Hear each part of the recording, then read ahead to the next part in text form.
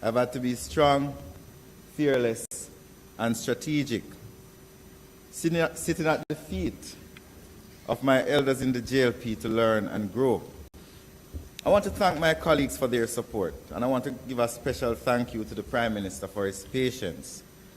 Thanks to Dr. Chang for his mentorship, and thanks to those on the opposition side who from time to time call with advice and support. Those sitting here know that country MPs are a special breed. Our constituencies are vast and diverse. Farming, manufacturing, food processing, transportation, entertainment are big industries in our constituencies. By any measure, we have more roads than other constituencies. We have more water issues than other constituencies, more light issues, more issues with the internet, more issues with transportation. I was speaking to my colleague earlier, Minister Chuck, and we were calculating the difference in cost for a child going to school in a rural constituency versus a child in Kingston. A child who lives in Beckford Crawl who passed for Foga Primary or Foga High School has to pay $120 from Beckford Crawl to Maypen, and then $120 from Maypen to Foga. That's $420 a day. That's over $2,000 a week, and that doesn't include lunch. A child who lives in Grandspen and is going to go to whether Kingston Technical or one of those schools. How much is it? $20? $40. It's $40 round trip.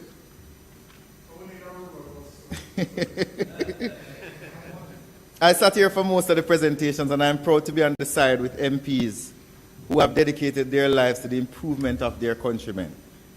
I am more proud of the country MPs, though, as they travel hundreds of miles every month to spread the good words and deeds of a government that cares. A government led by the most consequential leader in modern Jamaica, Andrew Michael Holmes. Madam Speaker, we are confident and sure that despite the challenges many of us first-term MPs and country MPs have inherited, we now have a leader with vision, wisdom and understanding to navigate our complex world, with intuitiveness to craft policies, plans and programs that are substantive and substantial. We are developing Jamaica. We are transforming Jamaica, and we are building a better country and a society. Madam Speaker, while the COVID pandemic has set us back by a few years, the Minister of Finance will tell you in no uncertain terms that this government, Madam Speaker, has presided over the most positive recovery in the Western Hemisphere.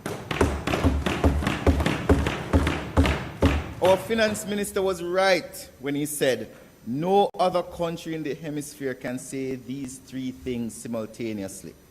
Economic output is above pre-COVID levels. Unemployment is below pre-COVID levels. And the national debt is below pre-COVID levels.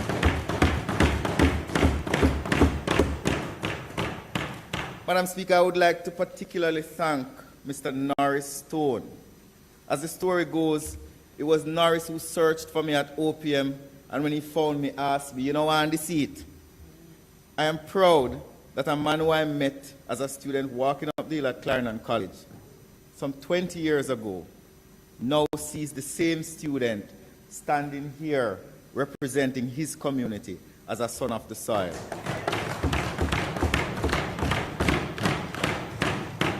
My constituency secretary, Ms. Angelina Stanberry, who I have known for almost all my life, my executive, my councillors, and other members of the North Central team have weathered the storm with me and have committed themselves to improving the lives of the people of North Central Clarendon. To my support team at the Office of the Prime Minister, the staff assigned to me who constantly work towards our common and positive goals, Spear Sewell for her reservoir of wisdom.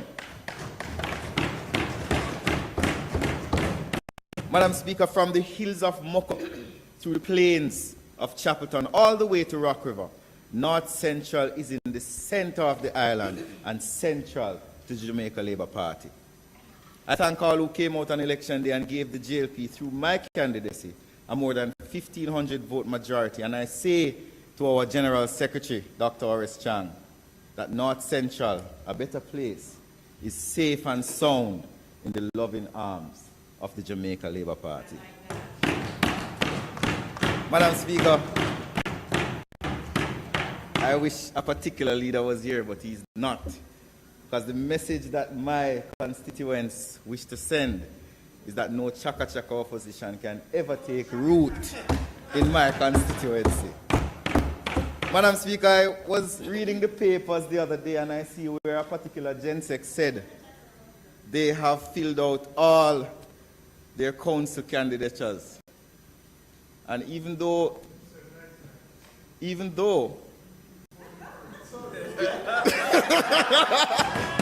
well, you play before the ball bowl. Desmond don't call no election.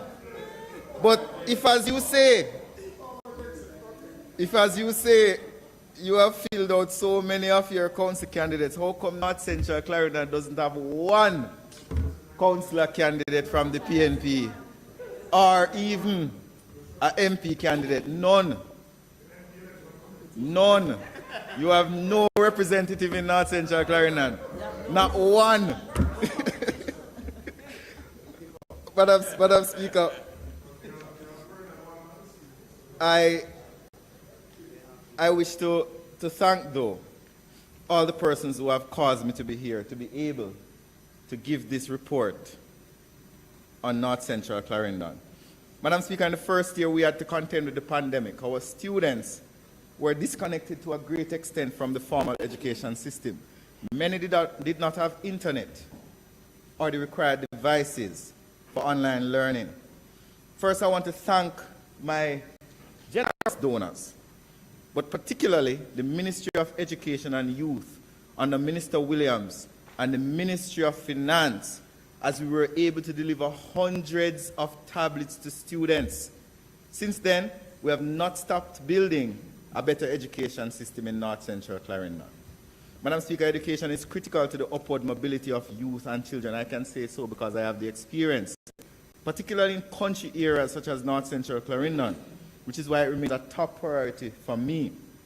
I'm a proud product of North Central Clarendon. It was through gaining an education and hard work from very humble circumstances that I am here to stand here in this honorable house and speak to you today.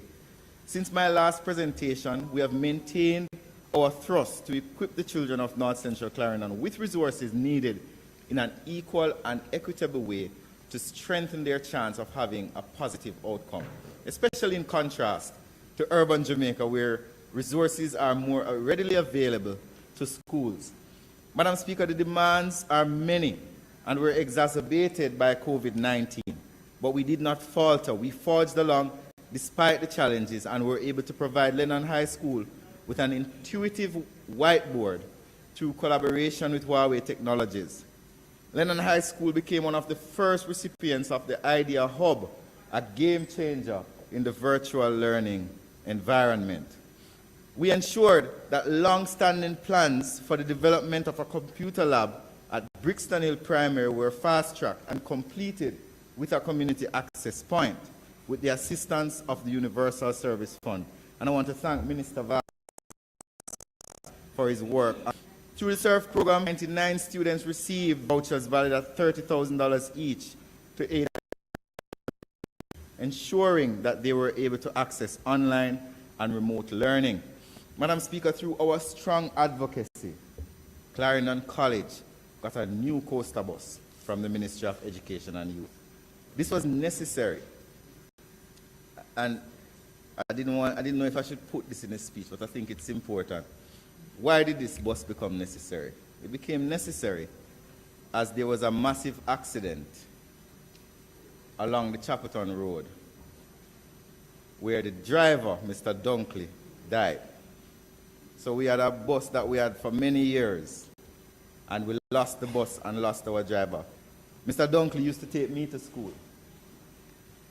He used to run a taxi back in the day and took me to school. So as a kind of memory of him and memory of the important role Clarendon College played in my life, I thought it was appropriate for me to push as hard as possible. And I want to thank the Ministry of Education, former PS Grace McLean, and especially Minister Williams for giving Clarendon College that bus. Madam Speaker, we also advanced in the process of relocating the Chapelton Primary School. This is one of the commitments I made before I became Member of Parliament. We have already identified land. The new Chapelton Primary School, which now sits on less than a half acre of land, will be sitting on at least 5 acres of land. It will have a football field.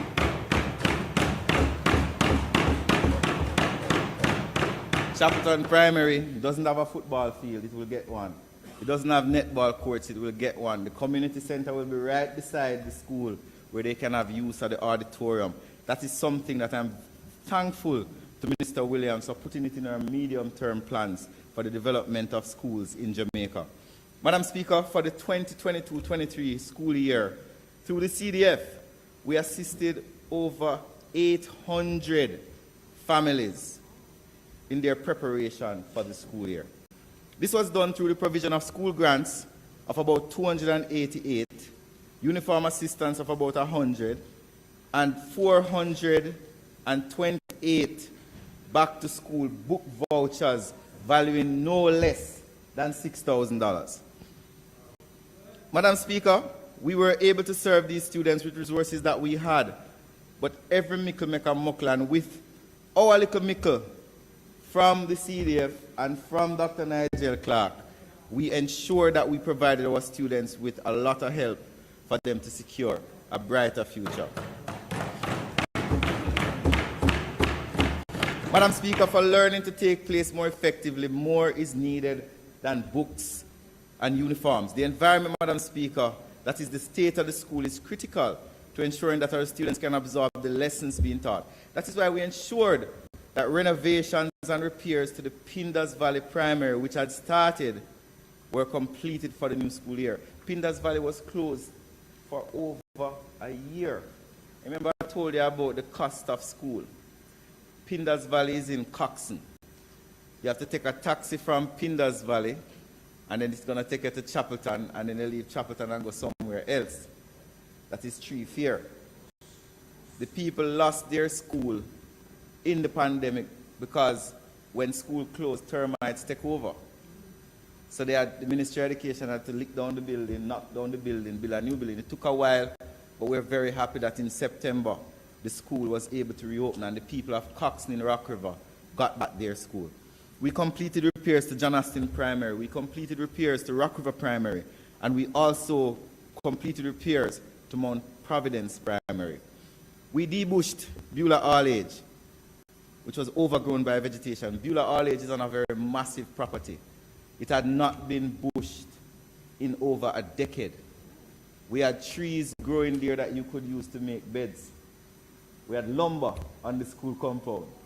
So we had to work with the Ministry of Education, get heavy equipment to clean the school, because we know the risk to the students. We know the risk to their health, we know the risk to their safety. So we're very happy that the Ministry of Education was able to help us to debush Beulah All Age.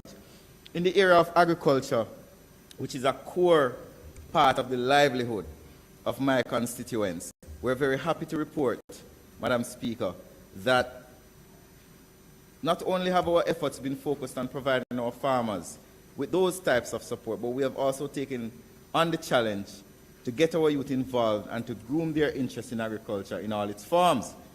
We need our young people to see agriculture as a viable option and a career path, and to understand the importance of the sector for the sustainable future of our country, and to remove food security as a risk to our society. Madam Speaker, this is no small task as we continue steadfast in our approach. One hand can't clap, and so I have to thank invaluable partners whose only wish is that Jamaica and Jamaicans can succeed. The rearing of chickens is sometimes criticized by some, but in my constituency, Madam Speaker, 100 chickens can send a child to school for a term. There can be no debate that Jamaicans love chicken. Just look at the lines on a Sunday evening at our popular fast food places. You know which one I'm talking. I'm not going to promote any particular one, but just look at the lines.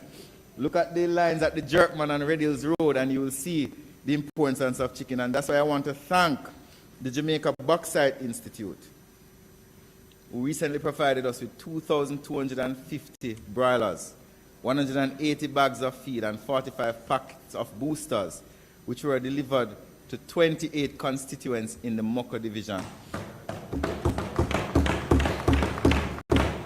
In May, Madam Speaker, with the assistance of CDF, we were able to assist 90 persons with 106 bags of fertilizer. In June, 1,300 broiler chickens and 140 bags of feed were given to 26 constituents.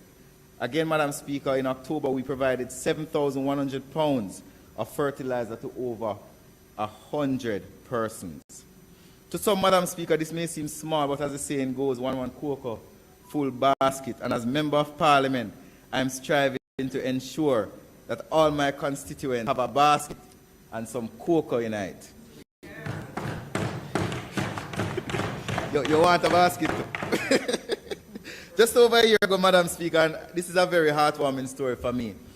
Sister T, who is a pillar of the Rock River community, gave my office a pair of rabbits. The donation birthed the community rabbit rearing experiment, CREE. Madam Speaker, from that pair, we were able, in November 2021, hand over 18 rabbits to youth in North Central Clarendon. These youngsters, Madam Speaker, also received training in rabbit rearing and care from RADA. Last month, we gave away another 12, and next month, we'll be giving away another 12.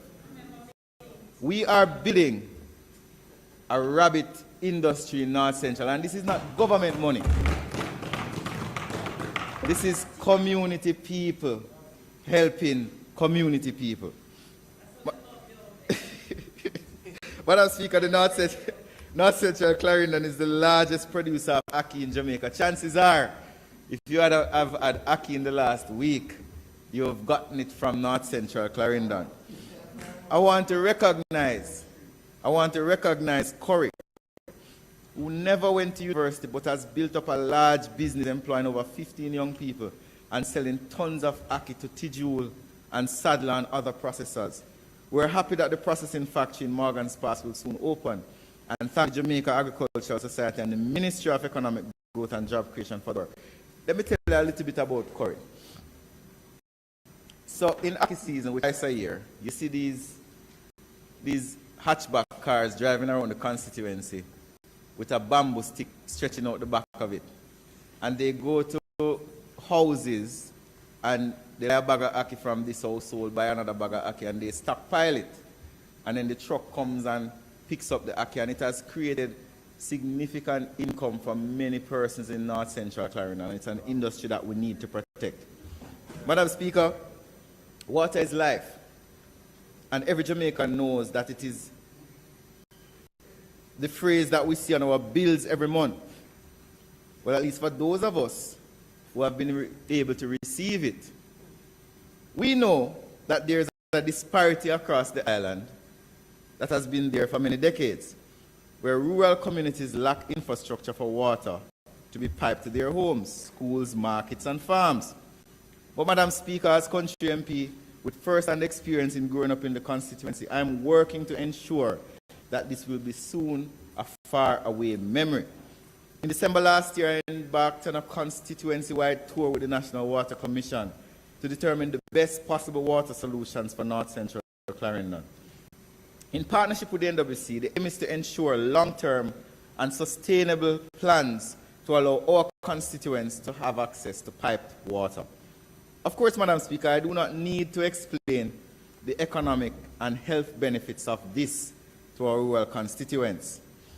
In 2018, Prime Minister Holness committed to the people of Rock River that they would get water. Since then, miles of pipes have been laid. A 50,000-gallon tank has been installed. But the challenge was that they couldn't find any water in the aquifers to sustain the wells. They dug 4 wells, and there was no water. I'm happy to report that the NWC has decided that because we don't have groundwater, but we have surface water. So they will be creating a small dam in Rock River to provide the solution for the people of Rock River. It is very interesting. When Bustamante was alive, Rock River had pipe water. We used to get water from gold mine in St. Catherine. So imagine you waking up every morning and seeing a big 2-inch pipe in front of your yard. But you will never get water from it. Because as the population has increased, we have not invested sufficiently in water infrastructure, especially in rural communities. I'm very happy that this government has taken the decision to invest in rural communities. Madam Speaker, so Rock River will be getting their water. Moko, which 80% of Moko has no pipe. So yes, let me finish. 80%. Moko has provided billions of dollars to this country through its red dirt. But majority of Moko has no pipe. The first major water project to be done in Moko for almost 40 years was done in 2020 under the Andrew Holness administration, where Lennon and Moko was finally able to get water. And I'm happy to report that the NWC has done the studies and have drafted a water plan to finally bring water to the people of Moko. And I think I'm very happy about. Madam Speaker, I also want to announce that the Summerfield well approval has been given for the rehabilitation of the Summerfield well. And I live sometimes in Kingston, and it's an important point I made to the NWC.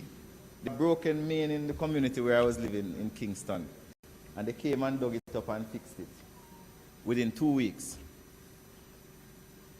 There are areas in our constituency that were dug up 8 months. And I'm happy to report to my constituents that the inequity between the speed at which we fix the digging up of places in Kingston and country is something that I have had conversations with the NWC with, and they have committed to stopping it. So I can report that the holes that were dug on the new road from Cocoa Peace to Mount Providence, on the Chapelton Main Road and several other areas in my constituency to repair pipes will be fixed within the next 3 weeks. Madam Speaker, in the area of welfare, Jamaica's economy has been impacted as we're a part of a global system. Unfortunately, the economic effects disproportionately affect those most vulnerable in our society. We have tried in earnest as a government and as MPs to provide our constituents with as much support and resources as we can, and we continue to seek partnerships with public and private entities to ensure the welfare and well-being of our communities. My constituents, Madam Speaker, are not looking for handouts. They are looking for a help up in regaining their economic independence and the ability to provide basic needs for their families, honestly and legally. As such, Madam Speaker, we have committed to assisting as much as we can those who are most in need in an equitable manner. In December 2021, we want to thank the Ministry of Labour and Social Security for their short-term poverty intervention program, where almost $1 million was spent for business startups and business boosts in my constituency. Over 40 constituents received recommendations for the Ministry of Labour and Social Security's Popular Farmer program. We spent over $1 million in funeral grants assisting persons who were not necessarily able to afford the full cost of burying their loved ones. We spent almost $500,000 on medical grants. And throughout December 2021, we employed over 1,500 through the NWA constituents in the seasonal mitigation program. The Constituency Development Fund's housing rehabilitation program made it possible to assist 43 constituents through the period of February to March 2022 at a value of $1.6 million. Madam Speaker, I want to close by speaking about infrastructure in my constituency. Only last year, Madam Speaker, through the hard work and constant advocacy of the Minister of Education and myself, 7 schools in my constituency got internet for the first time. Much thanks must be given also to the Universal Service Fund, which continues to partner with us. In my first year, we got free Wi-Fi in Chapelton. And through this partnership, we now have free Wi-Fi in Stewarton, with plans to add Moko Square, Rock River Square, and Beckford Crawl to the free Wi-Fi list. Technology is an essential component of rural development and Jamaica's development in general, as we see more essential services closing down their brick and mortar stores and moving their services online. The goal is to ensure that the people of North Central Clarendon are not left behind, as technological and infrastructural advances occur in our metropoles. The same should occur in rural communities. And I want to give credit to, and I won't call their name, there's one particular telecommunications company which has gone on through my advocacy to install fiber optic cables throughout a significant portion of Chapelton and Moko, where they were not telephony and cable services previously. So I want to thank them for that. Madam Speaker, the road rehabilitation forms a significant part of our infrastructure work in North Central Clarendon, as it is a critical pillar for rural development.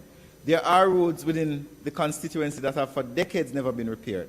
Since 2020, we have made it our duty to ensure the repair and rehabilitation of several roads, as reported in my last presentation.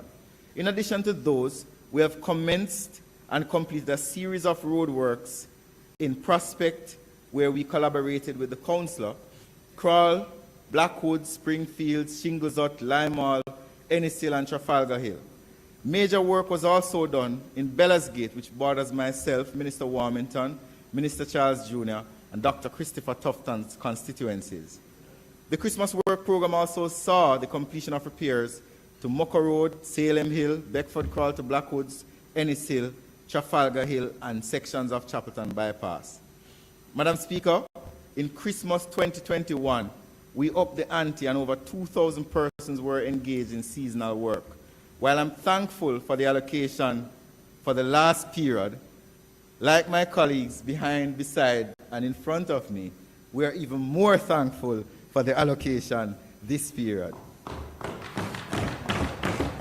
Madam Speaker, I want to give special thanks to Minister Edward Warmington, Minister with responsibility for works, for the work that he continues to do with first-term MPs like myself, in not necessarily always giving us the road, but at least being present to tell people that the government cares about your road and is interested in repairing your road.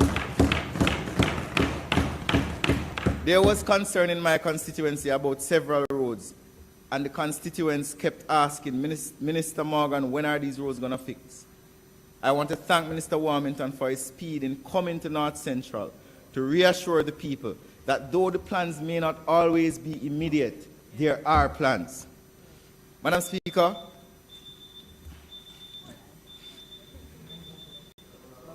I'll be finishing in 4 minutes, 5 minutes. Madam Speaker, I ask that the standing orders be suspended to enable the Minister to complete his presentation. He's asking for 5 minutes. Right. The question before the House is that the standing orders be suspended to allow the Minister to have 5 minutes to complete his presentation. Those Thank in you very favor? much. I don't need more than 5. Thank you very much, House Leader, Deputy House Leader. I think the most important announcement I want to make today to my constituents is that the people of North Central Clarendon will be having a very Merry Christmas. As the hospital across Jamaica, yes, as the hospital that has been closed for many years, the Chapelton Community Hospital will be open on the 8th of December by the Prime Minister and the Minister of Health. I want to thank, and this is why country people are good people, you know. Miss Beverly Nichols grew up in Blackwoods. She went overseas and she made something of herself. But she did not turn her back on her community. She donated over $100 million for the rehabilitation of the Chapelton Community Hospital. And I want to thank the Prime Minister, the Chase Fund, Dr. Tufton, and the entire Ministry of Health and Wellness team for helping to match that $100 million. So now we know that the people of North Central will finally get their hospital. Now imagine, Minister, you're sick, and it takes half an hour from Chapelton to Maypen. And instead of having to travel that half an hour, time is life, you know. You now have a hospital that you can go to.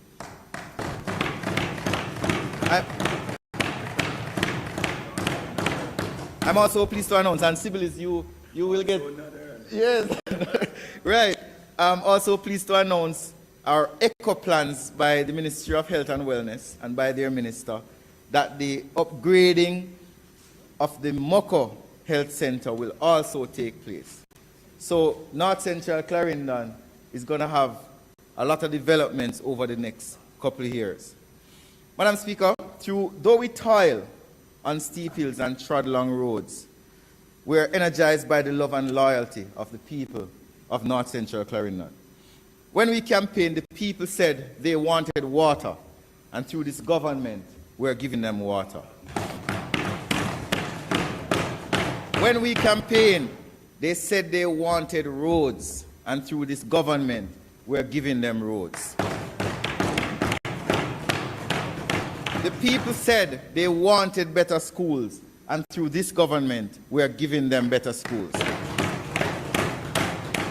Madam Speaker, the people wanted access to technology, and we're giving them access to technology. Madam Speaker, I am not a visitor to North Central Clarendon. I am a son of the soil. I am a country MP, and it is with pride that I stand here representing the good people of North Central Clarendon. We are making, under this administration led by Andrew Holness, North Central Clarendon a better place. Thank you and God bless you.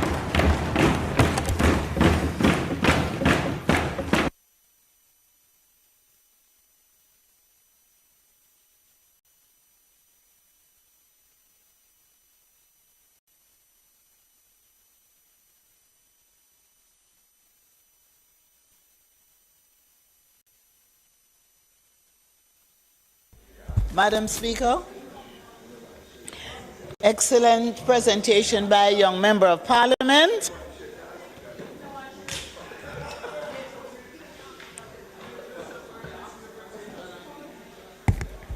So, Madam Speaker, after hearing an excellent presentation by a young member of Parliament, we now go to a veteran member of Parliament, and I ask you to invite Dr. Morais Guy, Member of Parliament for St. Mary's Central, to make his presentation.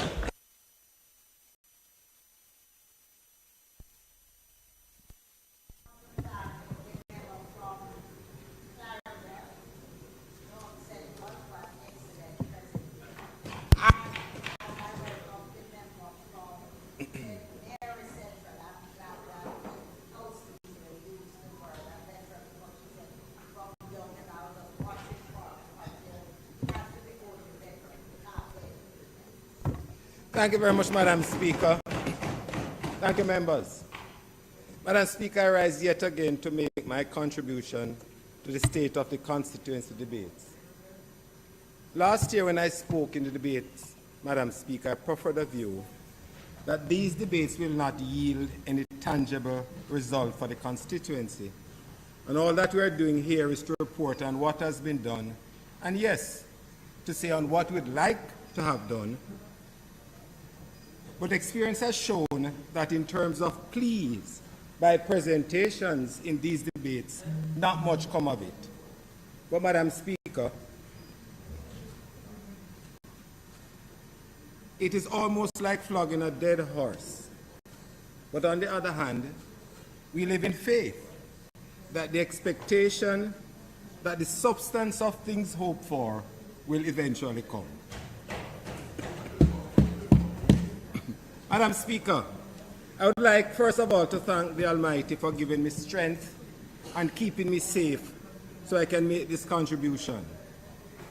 I want to thank him for his many blessings over the years in protecting myself, my family, my constituents, and my colleagues through good times and bad times. Last month, Madam Speaker, marked 20 years since I have been Member of Parliament for the great constituency of Central St. Mary, which provided home for my colleague in the West some time ago. This, Madam Speaker, is my 5th term as MP, having been elected on October 16, 2002. I want to thank the people of Central St. Mary for their continued confidence in me, and I will commit to do whatever I can in the best interest of the peoples of St. Mary. I want to celebrate and honor the contribution and dedication of my constituency executive members, my councillors, 2 in the executive and 2 outside the executive, my constituency staff office, my CDF officer, my driver, Ricardo Trooper Henry, and my security officer. Without the team, Madam Speaker, life would be arduous and the work could not be effectively done, as every member has a role to play in this complex organization. I also want to publicly express my appreciation to my former constituency office secretary, Ms. Chelsea Chin, for the many years of dedicated service, and wish her well in her new endeavors as she migrates. To my friends and those who support some of the work in my constituency out of their pockets, I cannot express enough thanks, Madam Speaker. True friends, I want to thank my family for their forbearance and for allowing me time off to do the business of the country. My wife Nadine, my children Morais and Kimberly, and yes, member, my grandchildren Alexander and Zachary. I'm eternally grateful for your understanding and selflessness. I also want to thank the Leader of the Opposition and Party President Mark Golin for having reposed his confidence in me in my other parliamentary responsibilities. And Madam Speaker, I'd like for the members on the other side to listen to this and to stop the talking just now.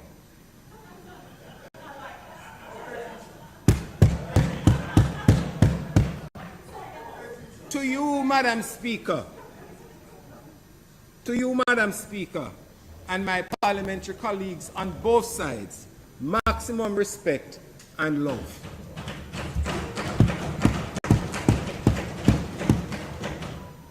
As you know very well, Madam Speaker, the work of a Member of Parliament is varied. My colleague spoke to it yesterday. It is taxing, unrewarding at times, unrecognized at times. But yet, Madam Speaker, this type of service gives some mode of satisfaction, recognizing that you are able to change and impact the lives of many others, as well as impact the direction of the country. There are many expectations of the role of a Member of Parliament. You are required to be all things for all men and women, the parent, the relative, the employer, the employee, the breadwinner, the undertaker, the pharmacist, the individual to vent on when state agencies foul up.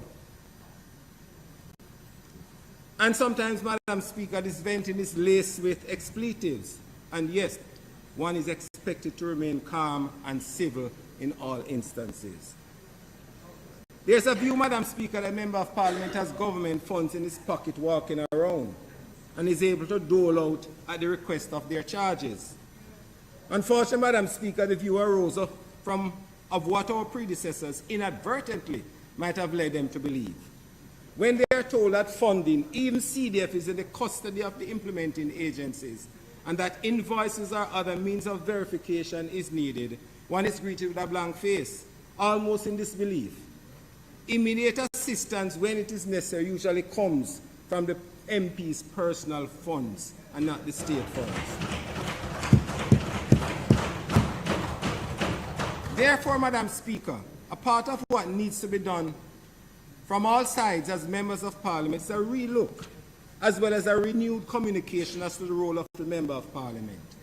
Whereas by Constitution we are legislators, we have become almost a government in our respective constituencies, being de facto head of all agencies and government entities without any power over these same agencies.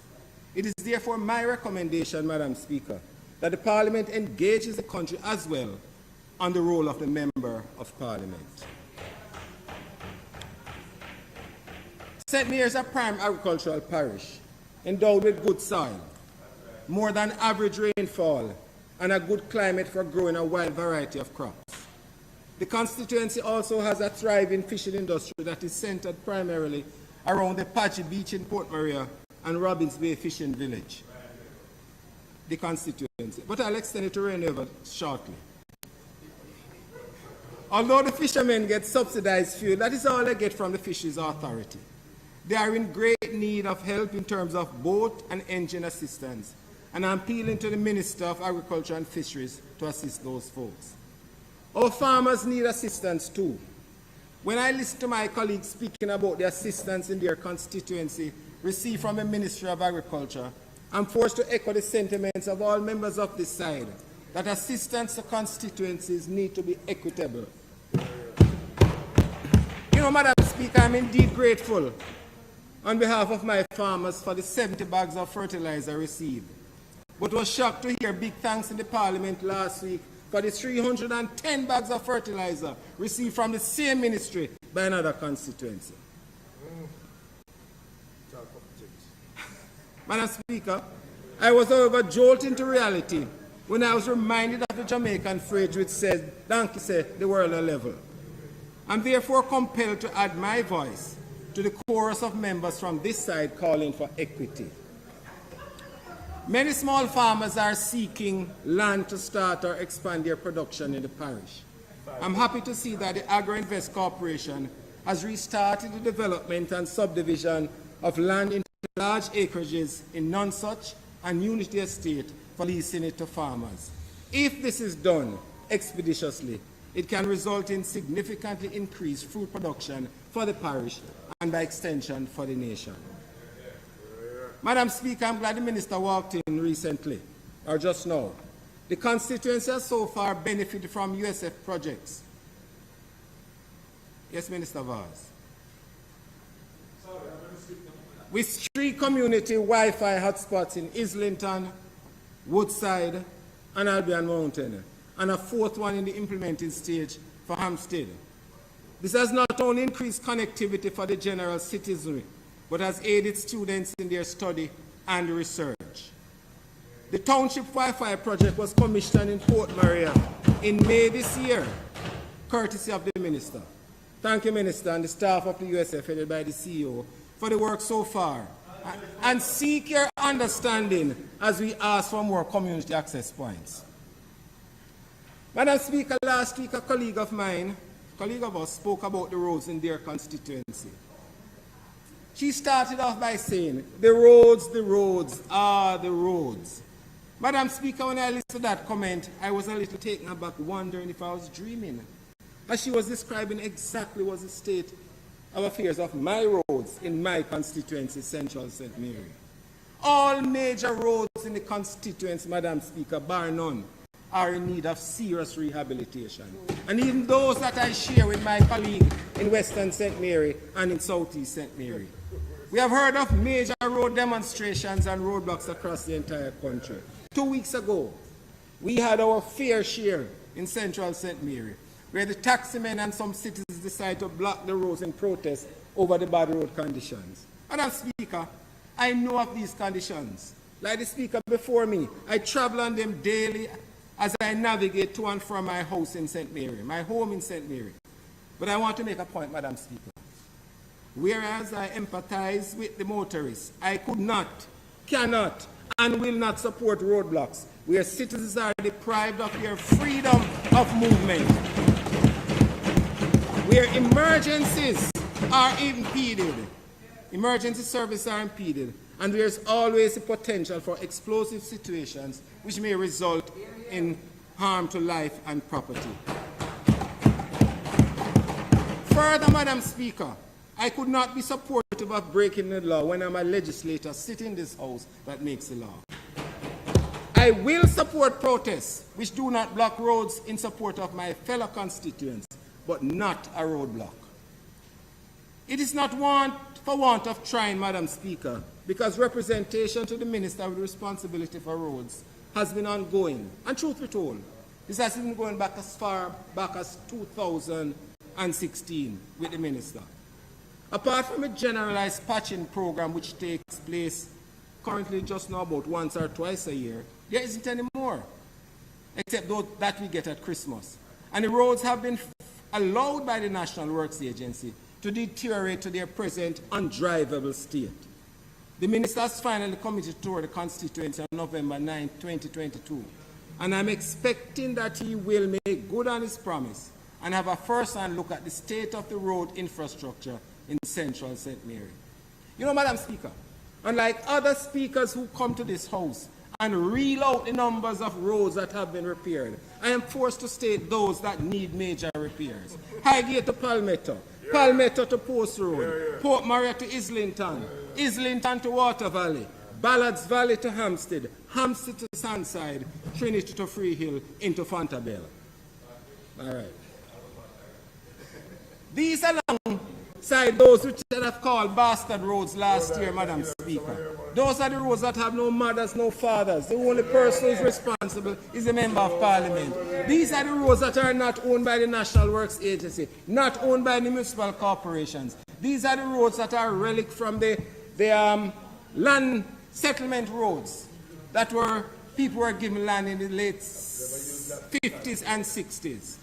I'm speaking of Haywood Hall and Trimblesworth, both former land settlement roads. They have no owner, no mother, no father except the MP. And all need road works.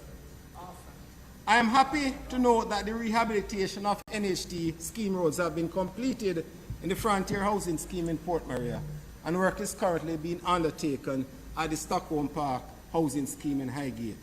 And I'm also satisfied, Madam Speaker, that this program of work includes drainage and proper drainage in the system, and it is being attended to.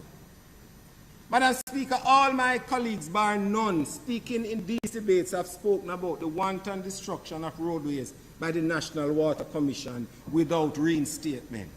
My constituency falls within that lot too, Madam Speaker. And when roads are dug up, there's no urgency or seemingly no plan to reinstate them. Some roads have outstanding digs for 2 to 3 years. I've written to both agencies almost a year ago about this, but nothing more than an acknowledgement of the letter was what I received, Madam Speaker. I want to know what is the status of that MOU with the National Water Commission and the National Works Agency with regards to rehabilitation of cuts in the road. It is high time that MOU is brought into being, acted upon or rescinded, Madam Speaker, so don't give members of Parliament the view that they are going to fix the road.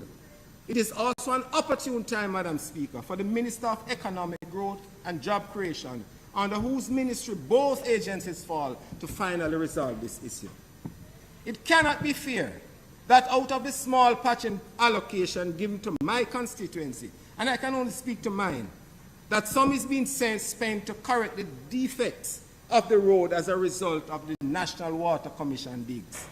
This only reduces the potential extent of the patching program and creates continued challenges for the motoring public. It is one agency subsidizing another and cannot be allowed to continue, Madam Speaker. The Eastern St. Mary water supply system, which provides water for the major areas in my constituency, such as Highgate and its environs, Islington, and its many villages, have been touted and earmarked for development since around 2007, when then Minister of Water and Housing, Dr. Horace Chang, mentioned the plan. This plan was to augment the supply which currently comes from the Crishes Spring at Iter Boreal. Nothing was done until 2013, 2014, when the wells were dug in the Wagwater Basin in the region of Agwalto Vale in an area known as Jordan's Run. And these wells can supply up to 3 million gallons of water per day. And the plan, Madam Speaker, is to pump this water into the areas of Highgate and Islington. The water in these communities right now, Madam Speaker, is currently regulated. So unlike the corporate area which gets water every day in their lines, no area gets water more than once or twice per week, as the source and transmission lines are inadequate to carry the volumes of water needed. And increasingly, constituents have had to be getting more and more storage capacity. This is so, Madam Speaker, because whenever there is a breakdown in the pump or a failure due to JPS lack of power, which is regular, the areas which have been served on those days when the failure occurs will not get any water until their regular day comes around, often 1 or 2 weeks later. To add insult to injury, the NWC is not able to, at all times, to truck water to the affected areas. This, Madam Speaker, is untenable and unacceptable. I'm hereby calling on the NWC to speedily implement this system so that the long-suffering citizens of Central St. Mary and sections of Southeast St. Mary too can get water on a more consistent basis. 14 years is too long, Madam Speaker. There also needs to be a major overhaul of the treatment and distribution pipelines coming from the Palmetto Grove system. I will only speak to the area supplied in Central St. Mary because Western gets some stuff. But Killancolly, Dean Penn, Old Road, my source. Old Road, your source. Old Road, Mosquito Hole, Fraser Wood, Hopewell, and Tremolsworth. Recommendations have been made more. And Woodside. Thank you. Recommendations have been made more than 10 years ago for the replacement of these distribution pipes, which are more than 60 years old. You can't get past to fix them now, Madam Speaker. The placement of a storage tank in Dean Pen and gravity feed all the mentioned areas was part of the recommendation. But the constant retort from the National Water Commission is that there are no funds. Madam Speaker, the citizens now demand that the National Works Agency put proper measure in place to provide a better water supply system for the residents in these communities. What is also significant, Madam Speaker, is that housing development in the constituency are being stymied because of the lack of water, because the local authorities will not give approval for housing development if there is no water. The constituency of Central St. Mary has always prided itself as being one of the foremost constituencies that spend a lot on education from CDF. It is to be noted, though, Madam Speaker, that prior to CDF in 2008, this constituency had always provided tertiary assistance bursaries to students who are going to colleges and universities, courtesy of funding provided by the MP prior to myself, currently, and from private sector interests and friends. The record will show that Central St. Mary spends a significant amount of CDF towards education, and last year has not been any different. A total of $6 million, the maximum we can spend on education, was allocated this year, providing more than 100 bursaries for tertiary students, and with the additional $3 million under the Jamaica 60 program, went a far way in giving additional assistance in terms of book vouchers. Madam Speaker, I have 3 high schools in the constituency. One a faith-based high school in Port Maria and 2 public high schools. St. Mary High School. No, man. 7 day. Port Maria. St. Mary High School in Highgate and Horace Clark High School in Islington. The St. Mary High School, Madam Speaker, right, Bobby, is the premier secondary institution in the eastern part of the island. And I dare say, competing with many schools, both rural and urban, to be in the top 10 schools in this country. Our sixth form program has always attracted more than 150, where's the minister? More than 150 students per grade. And that, Madam Speaker, is after intensive screening. With the sixth form alternative pathway program, our facilities are further limited by space constraints. And for the past 3 years, the school has been asking the Ministry of Education and Youth for additional space, and even a 2020 commitment to give one additional temporary classroom to be funded by the ministry has been aborted. This, Madam Speaker, is untenable. And I'm hereby calling on the Minister, thank you back here, Minister of Education, to assist in this respect and make good on his commitment for St. Mary High School. This, however, has not daunted the progress of the school, which has consistently outperformed the national average in CXE passes at both the CSEC and the CAPE levels. Madam Speaker, recently, the school also started another program in conjunction with the University of Delaware, wherein, thank you, my colleague, wherein sixth formers are doing an associate degree online along with their usual CAPE courses and will matriculate with qualifications which will significantly shorten their course at the bachelor's level with that institution, but will also provide credit for courses at other major universities, both locally and internationally, because of the accreditation program of these courses. There are 25 students in this first cohort doing the associate degree in liberal studies. The first year preparing them for branching into 3 main areas of study, including aviation studies. And Madam Speaker, to note that the university has given them subsidized fees. They have subsidized it heavily for our students. The Horace Clark High School has been crying out for additional classrooms for the past 10 years.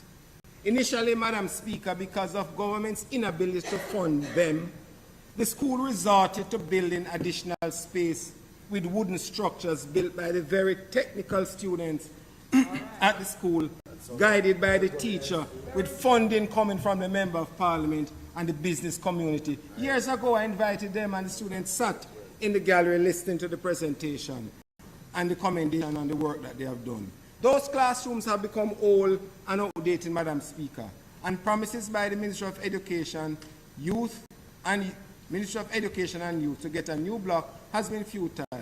Despite this, however, the teachers continue to work to bring the quality of education to an acceptable level. We are, however, encouraged by the pronouncement of the Minister at the Standing Finance Committee that 2023-2024 budget year will be our year.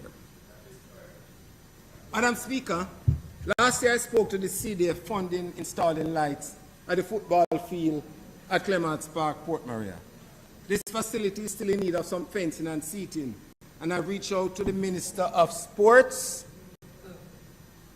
as well as the Minister of Local Government to provide assistance to rehabilitate the field. I'm happy to report, and I don't see the Minister of Tourism here, that the community centre field, that's the Stockholm Park Community Centre this year, is slated to receive a brand new hard surface court, courtesy of funding from the Pondy Corner program funded by the Tourism Ministry. Tourism is primarily St. Mary is primarily an agricultural parish, although a significant number of our people work in the tourism sector. For Central St. Mary, we are finally happy that the Padgy Beach is being given some attention, with the first in a new series of community consultation being held over the last weekend. For the past 6 years, I've been repeatedly asking of the Minister of Tourism in Standing Finance Committee, what about Padgy? What about Padgy? What about the long-awaited Padgy Beach plans? I'm finally seeing traction in this Padgy bus now, traction on this new and different concept from what was originally proposed. My only disappointment, Madam Speaker, is that it might take as long as 2 years to become a reality. On the subject of tourism, the community of Islington boasts the Taki Falls, a scenic waterfall experience with cultural links to Chief Taki, who history records as having hidden the cave behind the waterfall. The area needs some further development with major access along the roadside road in Islington, and I'm appealing to the Minister to assist with the development of this tourism site as well as the rehabilitation of the access road. Not too far away as a crow flies, but a significant distance by road is the Kwame Falls, you know that? Right. Which reporters from the Star newspaper discovered some weeks ago. Another area of potential development for the parish's tourism product. Madam Speaker, some 2 years ago, the TEF provided some funds to the Municipal Corporation for the rehabilitation of the Robbins Bay Road. I want to report that this project has stalled, and the road conditions have now deteriorated to being worse than they were prior to the commencement of this work. Over to you, Minister of Tourism. In July, Madam Speaker, the Highgate Market was completely gutted by fire. Fortunately, no lives were lost, but those vendors plying their trades in the market lost a lot of their merchandise and produce. As a consequence of this dislocation, the vendors have resorted to building their own shops in the burnt-out area and have returned to the streets to do vending. This has compounded the traffic congestion situation in Highgate, which has resulted in significant travel times through the very short section of the main road. I'm eagerly awaiting some news for a new market for the town, following on the Minister's tour and commitment to build a new structure. The significant number of our graduates from high school in St. Mary have to look elsewhere for employment. Yes, some after certification enter the tourism industry. Others find limited local employment, and others try their hand at farming. There's a need to have additional employment for graduates, and currently we are exploring the prospects of engaging a BPO operator to set up shop in central St. Mary to capitalize on the vast number of qualified graduates suited for this industry, therein providing employment and development for the area, and also to prevent the usual rural-urban drift. However, before I close, Madam Speaker, there are some issues that I'd like to speak about which not only affects my constituency, but others as well and nationally. JPS. This utility provider, Madam Speaker, has lost the trust and confidence of the people of Central St. Mary. We have had to endure a great disservice over the past year, compounded by the fact that there are significant delays in the restoration of power. On multiple occasions, Madam Speaker, attending to restoration of power in some communities take 2 to 3 days, taking longer than the OUR stipulated time for restoration of service. Complaining to them is greeted by the response that they have reduced crews. Lines have become overgrown with plants, causing not only safety concern for the citizens, but repeated instances of low voltage which damage many small appliances in the homes of those communities. Many small shop operators have had their frozen meat, primarily chicken back, which is sold to the poorer class, perish due to these long delays in restoring power, adding further to the suffering that already exists. Power lines hang precariously, some almost toppling over, and no immediate attention given. Note, Madam Speaker, these areas are usually in the deep rural communities where there might not be as many customers as in the big towns, which they respond to quickly. All of this seemingly, Madam Speaker, by having less service crew in an effort to maximize profit from their operations. And Madam Speaker, the government is also culpable in this. The state owns 20% of JPS and shares in the profit of that company. So when the company decides to cut the cost of service crew to make more profit, then government has to step in to protect the citizens of this country. The current status quo is totally unacceptable and unconscionable, Madam Speaker. Most water systems in my constituency depend on JPS for power for their pumps. It is really heart-rending when you get a reason why some areas are without water. It's because JPS is only providing single-phase power to the pump station. Things happen, Madam Speaker, but JPS takes a long time to correct this. that communities who would get water for only one single day per week are shortchanged by their negligent attitude? Why can we not have an arrangement where JPS is mandated to attend to the NWC installation with some priority? Madam Speaker, I find it mind-boggling as well that in this technological age, that when there's a power outage in an area, people have to notify JPS or to go on their app to say that there is no power. Isn't there some remote application that can alert the entity to that outage? Madam Speaker, I now ask that the standing orders be suspended to enable the member to complete his presentation. He has after 5 minutes, and I ask you to allow that. Thank you. Members, for the House is that the member be given 5 minutes to complete his presentation. Those in favor? Those against? The Thank you very much, Madam Speaker. Thank you, members. Madam Speaker, isn't there a remote application that can alert the entity to such an outage? I ask of this, Madam Speaker, because many of the older folks in our communities suffer because they cannot navigate an app. They cannot afford the credit to stay on their cell phones for long enough to join the queue to await speaking to a customer service agent, and at the same time having to find huge sums to pay the JPS bill. Time comes for JPS to look into this. And whilst on service, Madam Speaker, the service of the banks in my constituency cannot be described as anything less than shoddy. The one bank in Highgate has overgrown its space and has its customers lined up on the sidewalk to await doing their transaction. This cannot be, Madam Speaker, when the very same banks make super profits of the very customers who they treat with this day. Port Morais is not much different. No. I'm talking about FEME side, I'm talking about FEME side. Port Morais is not much different.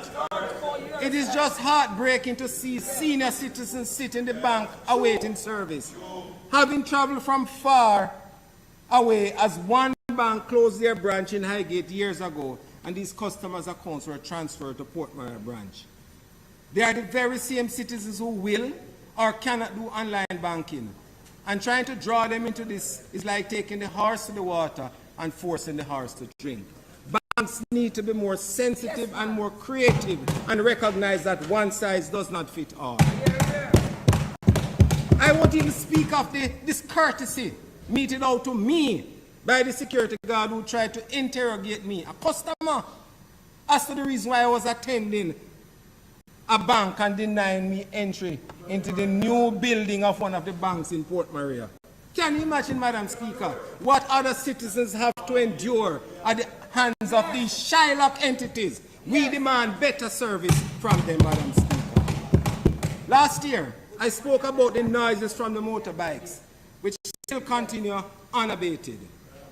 I, along with those I represent, are eagerly awaiting the utilization, Minister, of the new regulations under the Road Traffic Act to arrest this noise nuisance. Another concern I'd like to highlight here, Madam Speaker, is the destruction of the roads by the heavy loads carried from the sand mining operations in the parish. Although there is none such operation in the constituency, the trucks traversing the constituency going as far as Negril carrying aggregates.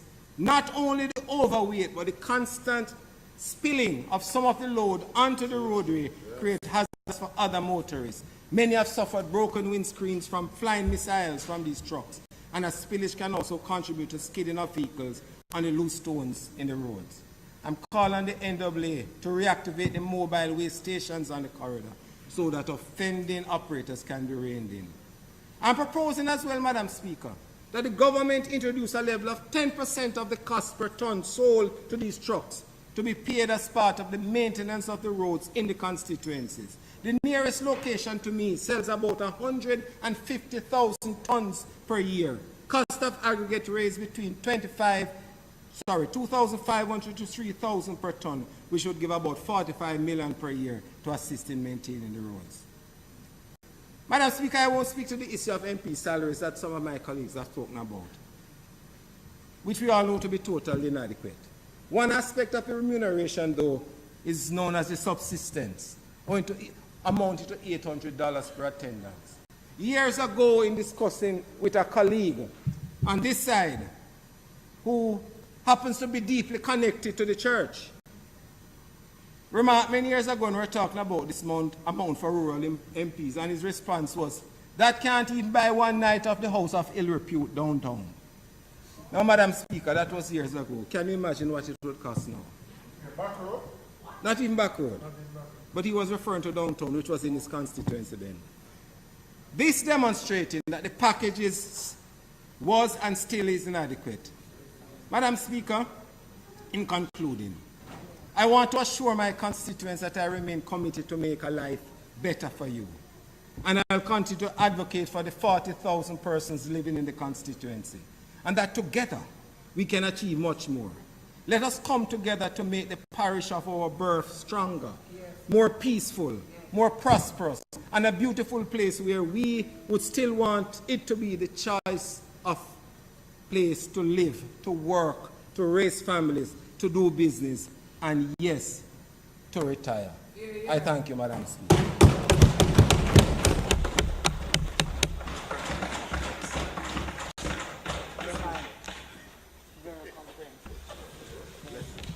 Madam Speaker, another excellent presentation.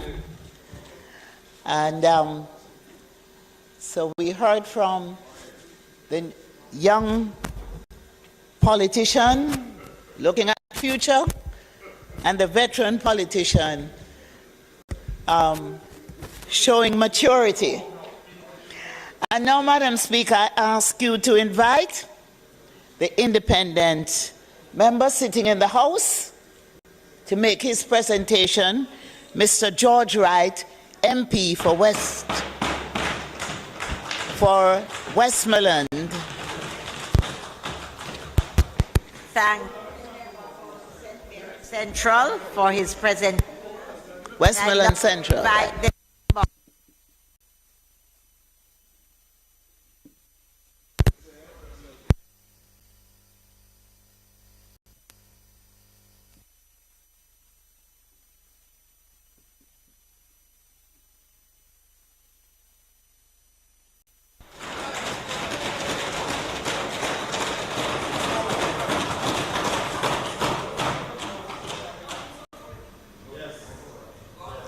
Madam Speaker, permit me to speak from a seat that is not my own. Permission is granted. Madam Speaker, I am most grateful for the opportunity given to me today to address this noble House and the wider population for the second time in presenting the State of the Constituency Debate 2022. It is with sincere gratitude to the Almighty God that I am indebted for the gift of life, fueling strength, commitment, and enthusiasm to execute my duties. Many of our realities have been fibered with trials, tests, and storms, not just the recent tropical storm Ian. Amidst it all, we must give thanks. Notwithstanding the challenges, the opportunities we have translated to much success, for which I am truly humbled and grateful. Madam Speaker, the writer H.E. Lukács famously said, "No one can whistle a symphony. It takes a whole orchestra to play it." Individually, I cannot take credit for the tremendous work that has been done in the past years across the constituency of Westmoreland Central. It is with pride, Madam Speaker, that I speak to the team comprised of the hard-working councillors, Mr. Rudolph Yuta, Troom Division, Miss Donette Foster, Cornwall Mountain Division, and Mr. Lee Simpson, South Division. The council caretakers, Mr. Junior Clark, Petersfield Division, and Miss Carleen Vickers, South North Division. My staff at the constituency office, the team members of the Constituency Development Fund, Mr. Dwayne Salmon and Ms. Janetta McLaughlin, my executive and management team, the Westmoreland Chamber of Commerce, the Rotary Club of Savlamar, my families, my friends, and my colleagues, the various churches and leadership groups, my proud people of Westmoreland Central.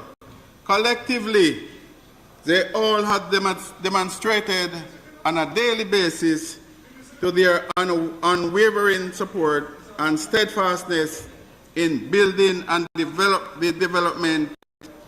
full potential of Westmoreland Central as a place to live, do business, and raise families. Madam Speaker, I am currently in my second year as a duly elected representative of the people of Westmoreland Central.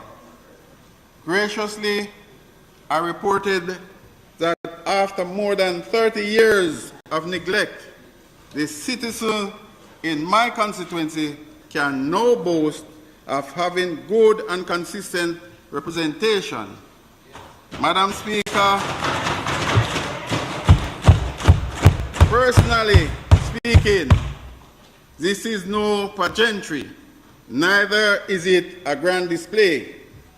I have committed myself to the greater call of service, whereby I can harness the full potential of my constituency and restore dignity and hope to the people of Westmoreland Central.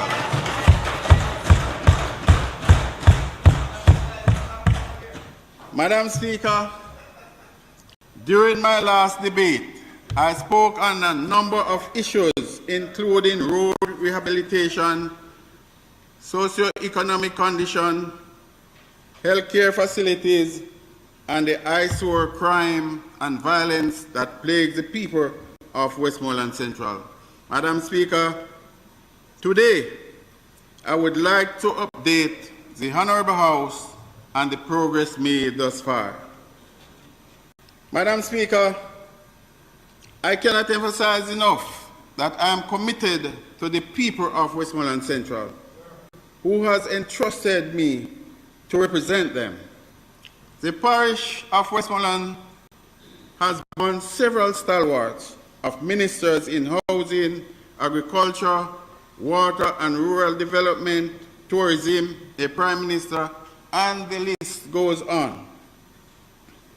It would have been good if my predecessors have left a strong foundation from which I could have continued the roadworks.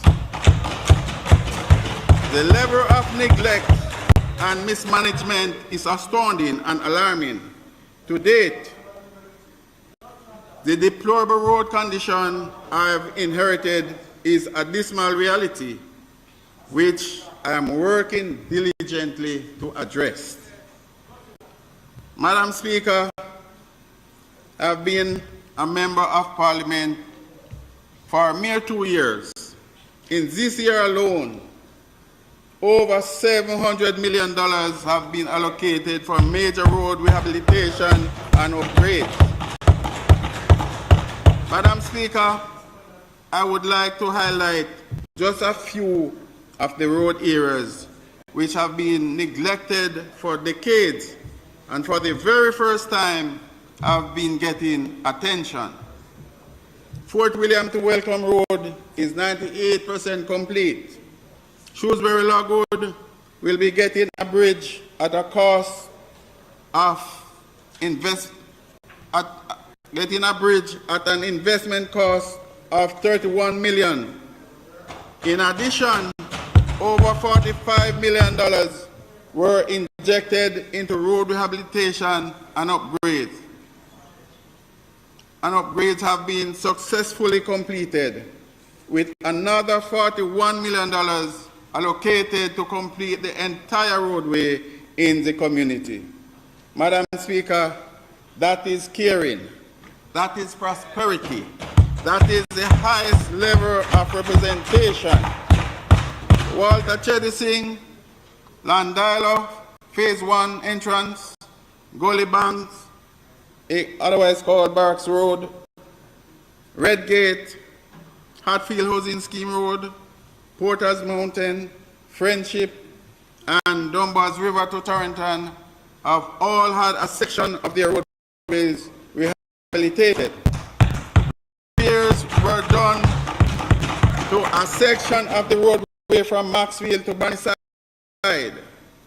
Important to note, Madam Speaker, more will be done in a matter of days. We strategically place a large sum of money on the road from Goodens River to Toll Gate. This road carries a heavy flow of traffic on a daily basis as it ties several rural communities to the parish capital. Madam Speaker, over $300 million be strategically spent on rehabilitating the roadways from Withorn to Darliston. This action will quench much of the unrest seen in recent times. Madam Speaker, for the very first time, so many new drains have been constructed on the road from Goodens River to Toll Gate, reducing the perpetuated flooding and plague that plagues the community of Georges Plain and 3 Miles River. Madam Speaker, I am asking this caring government to place much emphasis on new drains, especially in the town of Savlamar and surrounding communities. Flooding has been plaguing these communities for years. Many more new drains are needed if we are to see sustainable development of our communities' road and infrastructures. Madam Speaker, this infrastructural push represents the highest single investment in the constituency for the past 3 decades. The people of this constituency are reaping the benefit of this current government and its mandate. Successes and impact are evident and measurable. Madam Speaker, I wholeheartedly thank the Prime Minister, the Most Honorable Andrew Michael Holness, and the Minister from Southwest St. Catherine, Minister without portfolio in the Ministry of Economic Growth and Job Creation for the road improvement project undertaken in the aforementioned communities. Pledges were made to the constituents and they were delivered upon. Madam Speaker, it is with a heavy heart that I must pause here to state and make an impassioned cry to the trucking operation companies and private operators. The overloading of trucks has been adversely affecting the road structure and dwarfing the upgrades. Madam Speaker, it is not a wise fiscal investment on either end of the short to long-term spectrum. We fix it today only to wreck it tomorrow. I ask this government to consider canvassing by a sea and a logistic hub plan for spanning from Kingston to Savlamar in this attempt to reduce the overweight unit on our main thoroughfare. In the interim, let us appeal to this freight industry to cease and desist the practice of overloading. They need to conform to a standardization in operation so they can make a profit, and the people of the constituency can also profit from this investment in their infrastructural development of roadways. Madam Speaker, the constituency of Westmoreland Central is also suffering significantly from the deterioration of rotten pipes rooted in the system for decades. This obsolete mechanism has heightened the practice of the National Water Commission, NWC, whose contractors continue to dig up the roadway in their bid to fix or lay water pipes. Many outcomes are evident in them leaving tremendous damages to the road infrastructure. Madam Speaker, I'm making a desperate plea for something to be done to end this practice. Millions of dollars are being spent to provide proper, much-needed road rehabilitation for the residents, only to have them destroyed in few months later by the NWC. Where this is the practice, I believe the Water Commission should be held responsibly. They must be held accountable and repair any damages done to the road. Madam Speaker, in my last State of the Constituency debate, I stood here advocating for the Savlamar market to be rehabilitated. Madam Speaker, my plea was not ignored. The Honorable Desmond Mackenzie, Minister of Local Government, has favorably responded and has journeyed to the constituency on a number of occasions to assess the state of the market. I am elated to report that those visits has borne fruits, as he subsequently pledged $50 million for the improvement that will allow for a safer and more sanitary facility for everyone.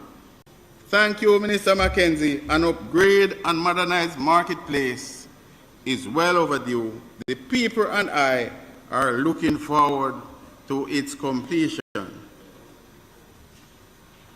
Madam Speaker,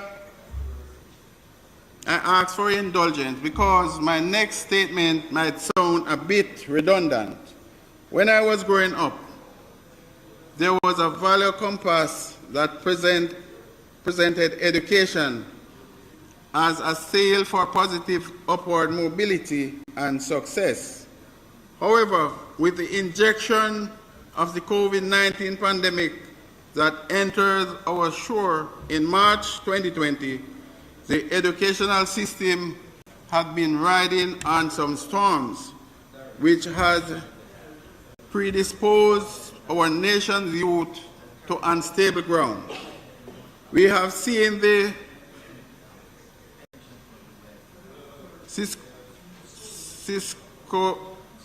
psychosocial displacement of students and teachers and its ranging effect that has stunned the growth of teaching and learning programs, especially for rural youths. Thanks be to God that notwithstanding the challenges, there has been tremendous rehybridization of innovation with online classes and remote learning techniques.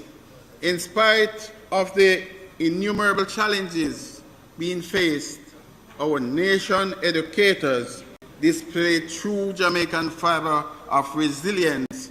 They were able to adapt, pivot, and innovate with a great concentration on understanding how important communication and technology is. With online experience and remote learning in the 20th century education landscape, it is against this backdrop that for the past years I have placed special attention on education and skill training. Madam Speaker, since taking office, I have spent over $18 million to support education in my constituency. I have assisted more than 1,000 residents in Westmoreland Central with books, bags, sanitary supplies, school fees, and lunch money. Crucial to the development of the Westmoreland Central constituency was that much of this financial support went to underserved and at-risk youth in volatile communities whose potential and prospect were being stifled by social exclusion and inadequate representation. We recognize the imperativeness of social inclusiveness in bridging the gap that existed in the quality of educational service. With an optimization of focus with policy-driven intervention, we can enable human service-driven result in social and economic growth through active community involvement, presence, and representation. I have observed a noticeable increase in appeal for assistance and application for back-to-school grants since the resumption of face-to-face classes. Madam Speaker, I am pleased to inform this House that this year alone, a hefty sum of $8,500,000 was disbursed from my constituency development funds to benefit over 200 students, helping them to offset their university and college tuition fees. Madam Speaker, commendation to the Minister of Finance, Dr. the Honorable Nigel Clark, for the additional $3 million that went to book vouchers and electronic device for children and youth, especially in some rural and volatile communities. The Ministry of Science, Energy and Technology, led by the able Minister, the Honorable Darrell Vaz, and CEO of the Universal Service Fund, Mr. Daniel Dawes, were gracious in stepping in to provide free Wi-Fi hotspot at 3 locations in the constituency of Westmoreland Central: Withorn, Cook Street, and Hendon Circle, with the promise to set up other Wi-Fi sites in Poppy Street of George's Plain and Shrewsbury Logwood that will no doubt be beneficial to the residents. Madam Speaker, this year celebrates 20 years since the inception of the PART program. It is the government flagship social protection program. The program serves over 130,000 families and over 400,000 individuals. The intention when the program was implemented was to provide financial support to the most vulnerable members of our society. The program, Madam Speaker, was designed for the needy and not for the greedy. There has been calls in recent times for a broadening of the social support net, as well as call for an increase in the benefit. I would like to add, from my observation, that there needs to be a strengthening in the due diligence process that takes place to select the beneficiaries. We have seen in many instances where those who are in real need are not positioned to be served. The program needs stakeholders such as elected representatives, justice of the peace, and pastors to be involved to assist to the program by recommending those from our communities who are desperately in need and should be beneficiary of this noble PART program. Madam Speaker, many Jamaicans have been investing more in their retirement or golden age through various schemes and programs. Education and the information age have been influencing traction in this regard. Much to be said to the Ministry of Labor and Social Security in their quest to help average Jamaicans to secure their well-being and future care. Commendably, the PART program is upgrading and reaching more disenfranchised seniors. However, Madam Speaker, I ask of the Honourable Minister from the Minister of Labour and Social Security, the Honourable Carl Samuda, to consider an amendment to the social pension age specification of assisting for 75 years and older. Madam Speaker, we hope that 65 years could suffice for more attraction to the lower socio-economic growth to tap in this benefit. Madam Speaker, in my maiden presentation, I've made a statement: there is dignity in owning your own home and land, dignity in living in communities without zinc fence. Madam Speaker, dignity has been restored to Westmoreland Central. Thanks be to this current government for restoring hope in the people. I've been on a drive to restore dignity by removing zinc fence and embarking on beautification projects in the communities such as Rickett Street, Seaton Crescent, and Newmarket Oval, to include Cook Street. The social housing program HOPE has seen 8 houses being approved for construction, one of which already started and is 98% complete, and another 7 to be started in a matter of weeks.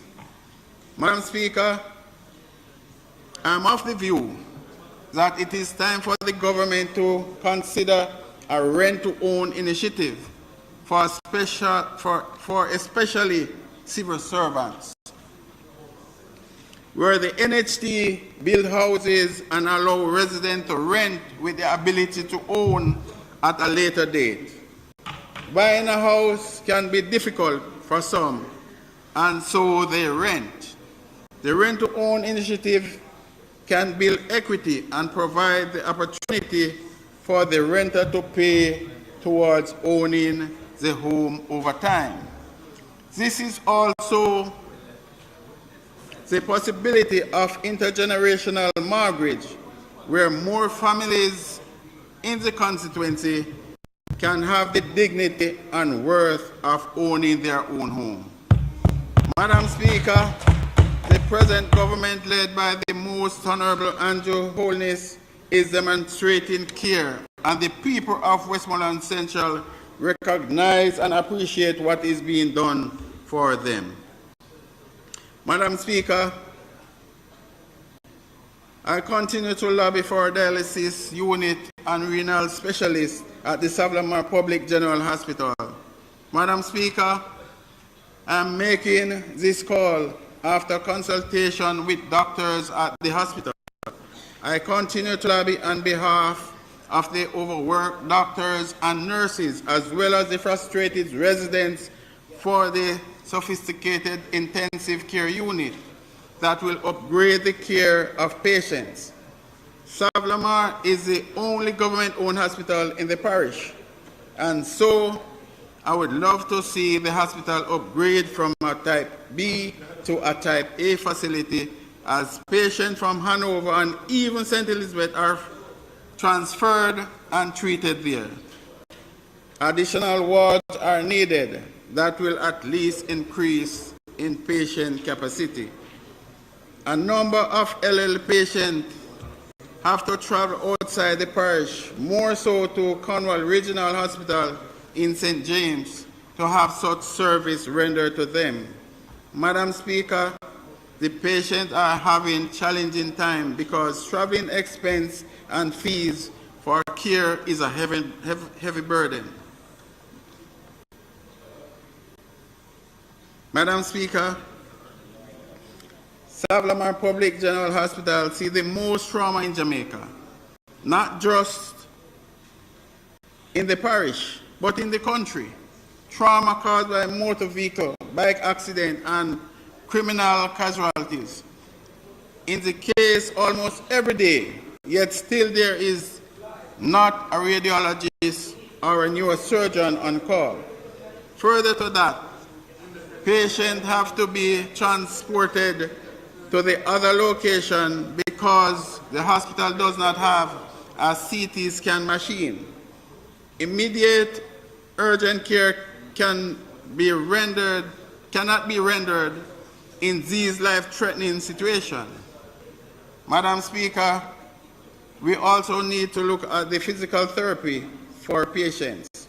Oftentimes, the medical care given to patients are optimal and surgeries performed are successful, but the patients are not properly rehabilitated as there are only 3 physical therapists, but the needs is greater than they provided to secure or optimize more holistic outcome.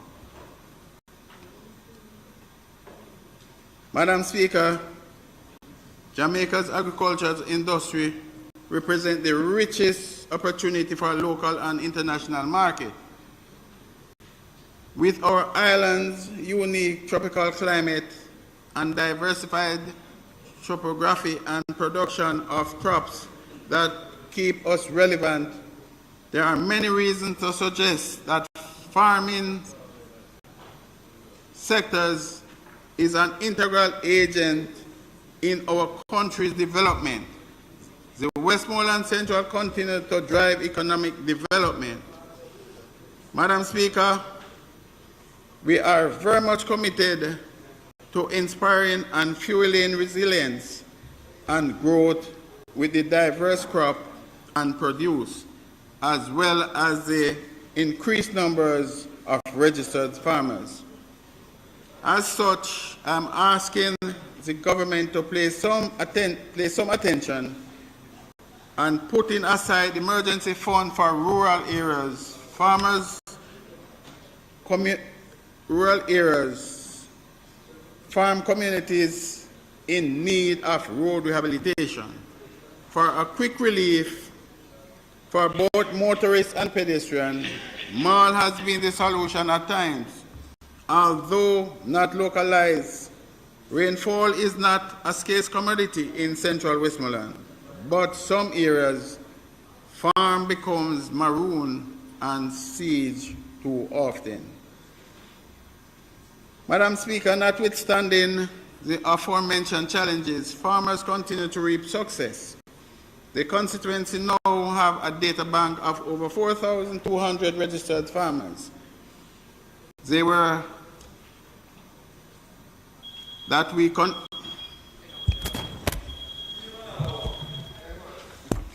Madam Speaker, I now ask that the standing orders be suspended to enable the member to complete his presentation in 5 minutes. Madam Speaker. Thank you, Madam Speaker.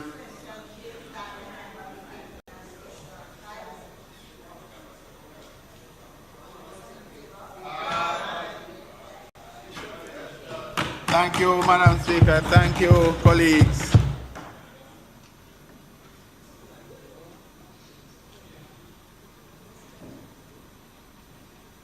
Madam Speaker, it is no secret that the western parish of the country has been plagued with lottery scamming and gun violence.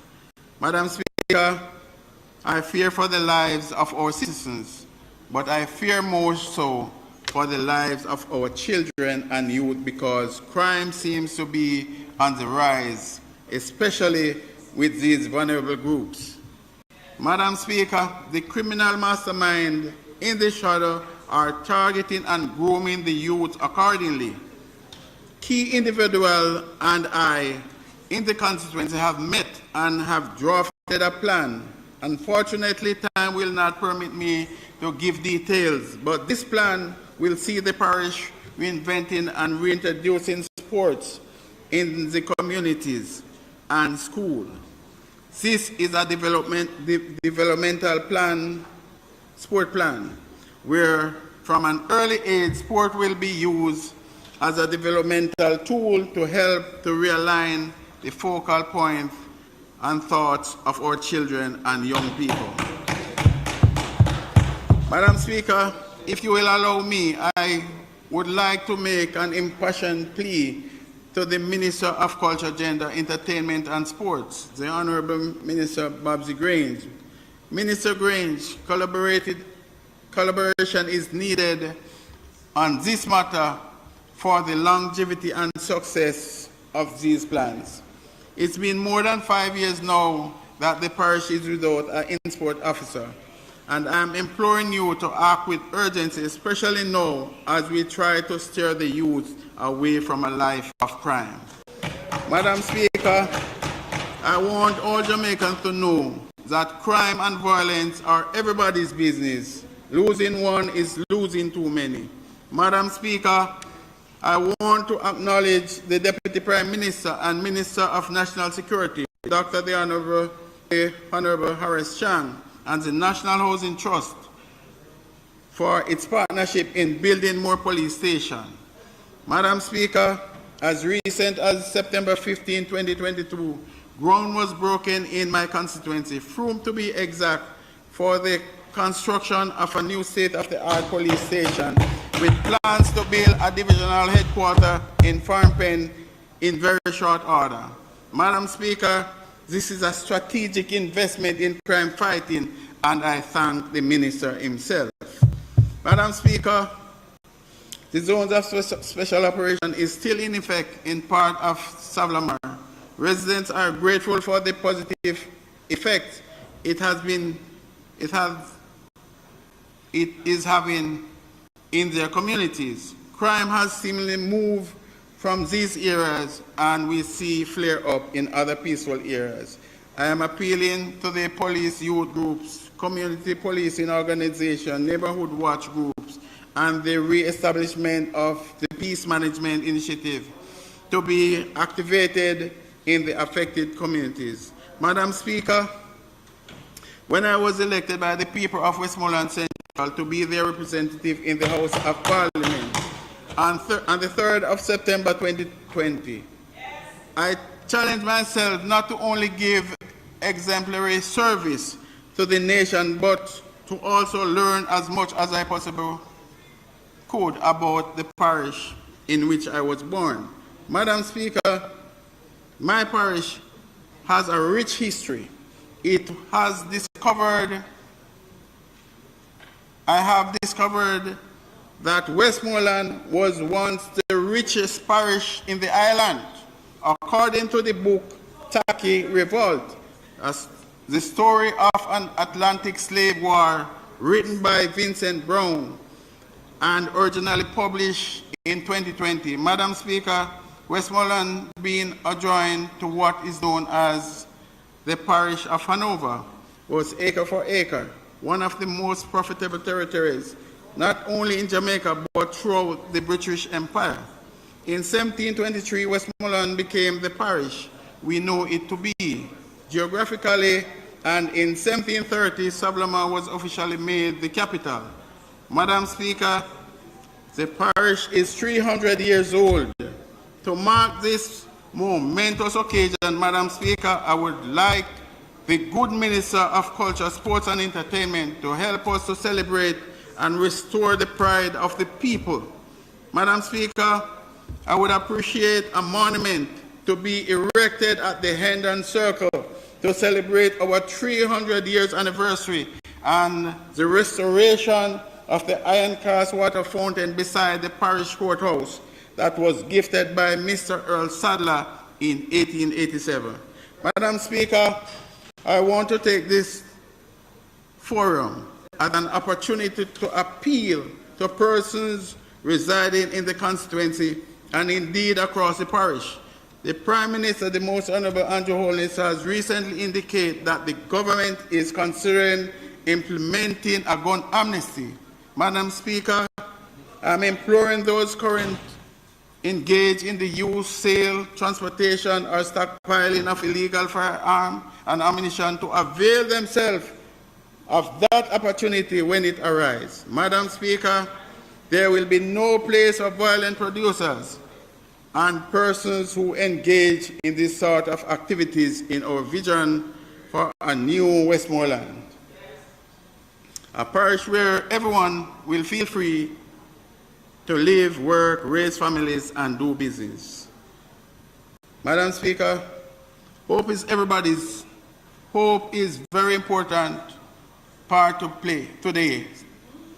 Hope is a very important part to today's society. It is the very lifeline of our existence. Jamaica is a great place, and indeed Westmoreland Central is a great place. Madam Speaker, the job of the people is not a 9 to 5. It is not a weekend off the job. Neither is it a 40 hours work week. Madam Speaker, it is a 24 hours, 7 days of the week, 365 days of the year job.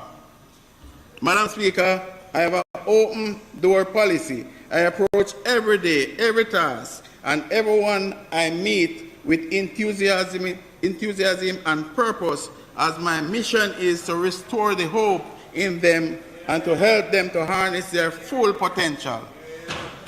As we set our sight on the future, I close by saying, we choose hope over fear. We see the future not as something out of our control, but as something we can shape for the better through concerted and collected efforts. We reject fatalism and cynicism when it comes to human affairs.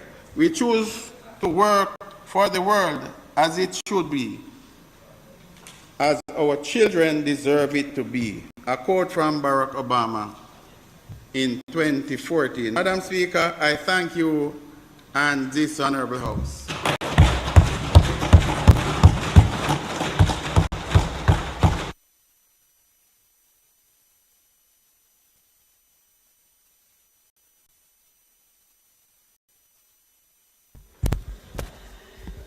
Madam Speaker, I really wish to thank Mr. George Wright, Member of Parliament for Central Westmoreland, for his presentation, and to say he's an independent voice in the Parliament, and we appreciate his presentation here today, Madam Speaker, and I'll ask colleagues here to applaud him one more time.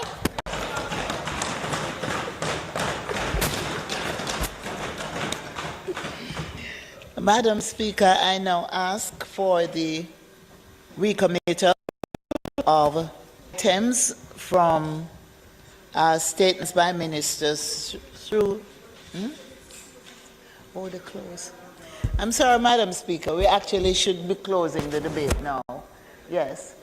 And so I ask you to invite the Member of Parliament from Western Westmoreland, Mr. Morland Wilson, to close the State of Constituency debate. Thank you.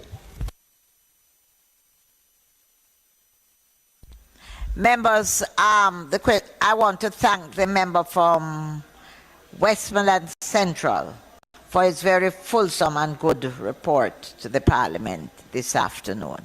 I now ask the member from Westmoreland,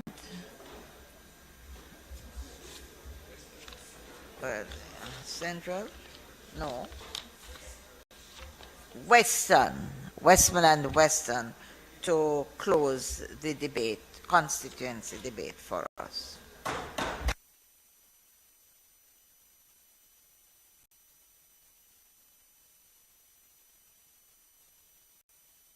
Let's pull it over.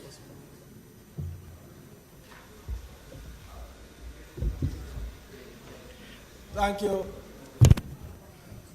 Thank you, Madam Speaker.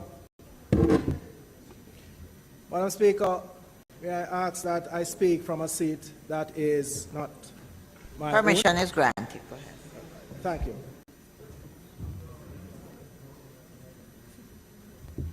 Madam Speaker, it is with distinct pleasure that I close the debate of the State of the Constituency debate 2022-23 in this Honourable House. Madam Speaker, and what a debate it has been. To God be the glory. Let me thank the Most Honourable Prime Minister and Your Holiness, the Honourable Deputy Prime Minister, Dr. Horace Chang, for gifting me with this monumental opportunity to open and close this debate. I also want to say special thanks to the people in my constituency of Westmoreland Western, who, without your unwavering support, my involvement in this August debate would not have been possible. I want to express special thanks to all my colleague parliamentarians who shared their achievements and aspirations, as well as their challenges across their constituencies. I think we can all agree that the presentations by the backbenchers, year on year, are getting stronger and stronger, and better, and richer. We were treated with the superb artistry by our parliamentarians, stimulating, illustrating, inspiring and informative, explaining and demonstrating their work, hope and ambitions. Madam Speaker, over the past 6 weeks, 33 members of Parliament stood in this Honourable House and gave an account of their stewardship of their respective constituencies. 27 government members and 6 opposition members made their contribution. It can therefore be said that both houses were afforded the opportunity to hear their views on a variety of issues. Madam Speaker, we are thankful and blessed as a nation to have a government that is exceptionally successful in not only navigating the onslaught of COVID-19, but also the dramatic rise of inflation and the crippling effects of the global economic impact caused by the ongoing war between Russia and Ukraine. Madam Speaker, while some countries faltered, some stumbled, and others defaulted, Jamaica is recovering stronger together. Madam Speaker, it is important that we recall and highlight some of the critical issues that were raised by our representative parliamentarian colleagues. Madam Speaker, I will outline several critical developments coming out of this very comprehensive constituency debate presentation. The constituency debate commenced on September 14, 2022. There were 12 sitting days of debates. 33 scheduled speakers have made presentations, 27 government members and 6 opposition members. This Honourable House gave equal opportunity for representatives from both sides of the House to share their views on subject matters that has been impacting residents in their respective constituencies, whether negatively or positively. Some took the opportunity to talk about their own personal issues and issues of their interest. Madam Speaker, the constituency debate was very thought-provoking and invigorating. And may I say that the objectives aptly represent the presentations from this side. And they were fully aligned with the imperatives of the government's mantra of a caring government with an economy that is on a path of rapid recovery. Madam Speaker, over the period, several themes emerged: roads, water, constituency development fund, security, social partnership and unity, education, development of infrastructure. Madam Speaker, all areas were effectively covered. Roads. Madam Speaker, since my opening of the State of the Constituency debate in early September, there has been significant improvement in the performance of National Works Agency within my constituency of Westmoreland Western. Road repairs have started along the toll gate to Grangehill to Glasgow roadways. Madam Speaker, the contract has been awarded for the repair of the Bullstud Road, and we anticipate work will begin soon. Madam Speaker, the intensity in which roads are being repaired across the country, the member from Manchester Central, Rhoda Moy Crawford, revealed that under her Road Affix program, some 30 roads have been repaired under her stewardship, which included Corridor Blue Mountain, Banana Ground, Coffee Grove, Devonton and Mayday, in addition to the Williams Field leg of the East-West South Coast Highway, which is 81% completed. While the member from Westmoreland Eastern and my fellow Westmoreland reported that some 730 million in total road repairs have been done in his constituency. He pointed out to rehabilitation work for Chesterfield to Seaford Town at a cost of 115 million. Whitton to Highgate, 320 million. Highgrade to Darliston, 147 million. and 75 million on the retreat to Marchmount Road, with an additional 20 million being spent on the retaining wall for the same road. Madam Speaker, Hanover Western Member of Parliament and my neighbour, Tamika Davis, has reported that 1 kilometre of roadway from Middlesex to McLaren Gate was rehabilitated at a cost of 15.3 million. 800 metres of roadway from Dias to Davis Court at a cost of 15.3 million. Another 750 metres of roadway from Bachelor's Hall to St. Sion along the Lance River to Horton Court Main Road in Lucy Division at a cost of 13.6 million. While she reported progress in rehabilitation of several roadways, many of which has been in disrepair for almost a generation. Madam Speaker, the member from St. Thomas Eastern, Dr. Michelle Charles,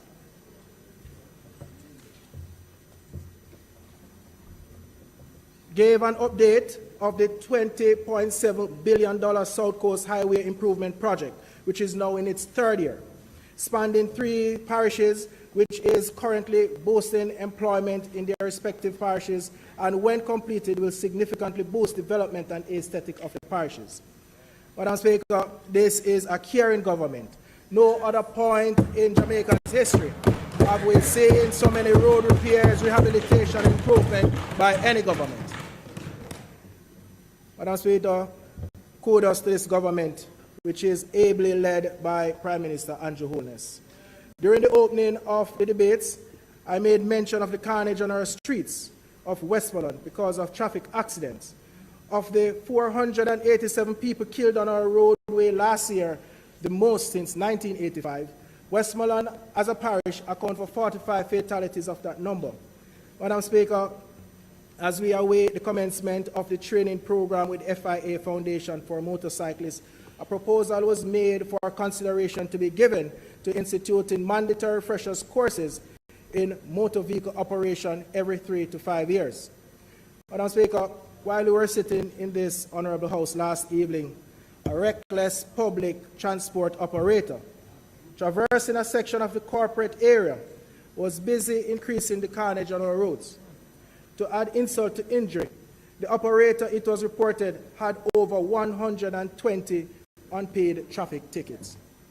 Madam Speaker, I want to use this opportunity to propose that this honourable House introduces legislation that will serve as a deterrent for persons who use our roads recklessly at the expense of the life of others. Madam Speaker, I go further by proposing that the existing Road Traffic Act be amended to include not only greater fines but confinement for road traffic violation that endanger the life of the public. Madam Speaker, the member from St. Thomas Eastern, Dr. Michelle Charles, during her presentation called for compulsory ongoing education for habitual bad drivers, especially those who put lives of other road users at risk. Madam Speaker,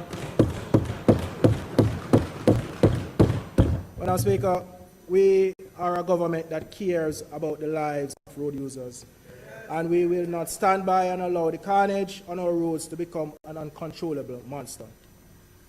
Madam Speaker, the precious commodity of water is treasured by all Jamaicans.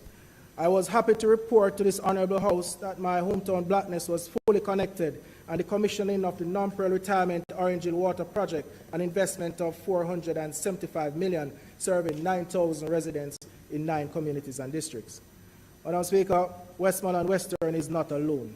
The female members in this chamber were not shy about laying pipes, as their predecessors, who were all male, failing their efforts. Madam Speaker, in Trelawney Northern, member Tova Hamilton laid some 8.1 kilometre pipes from Barron Hill to Samuel Prospect at a cost of $275 million. 2.4 kilometre transmission line from Dornach to Barron, 4 kilometres from Wakefield Square to Donnay Cross at a cost of $69 million. 2.5 kilo pipeline from Unity to Donnay Cross at a cost of $20 million. Madam Speaker, St. Anne Northwestern member Crystal Lee is also busy laying pipes, which her male predecessor failed to do. Minyard Water System, $400 million. Queenet Water System, 450 million. Ticket Water System Project, 150 million. Madam Speaker, over $1 billion in water investment. Madam Speaker, St. Andrew West Rural member Juliet Cuthbert-Flint asks for patience as she continues to run the race in meeting the needs of the people of Lawrence Tavern from Burnt Shop to Border as the 800 million Essex Hall water project is being constructed, while in Manchester Central, 410 million water supply project system is expected to relieve decades-long water woes for many residents. Madam Speaker, in St. Catherine Northeastern, Member of Parliament Carencia Morrison has called for the National Water Commission to revise its 1985 regulation that ties water bill to property owners rather than the customer. A motion I am sure the member will be tabling in this honourable House in the near future. Madam Speaker, the Constituency Development Fund. In debating the effectiveness of the Constituency Development Fund, Manchester North Western member Michael Phillips has described it as a travesty, while Manchester Central MP Rhoda Moore Crawford clearly states the funds allocated were not enough to meet the needs of constituents. The cause grew louder as the debate continued.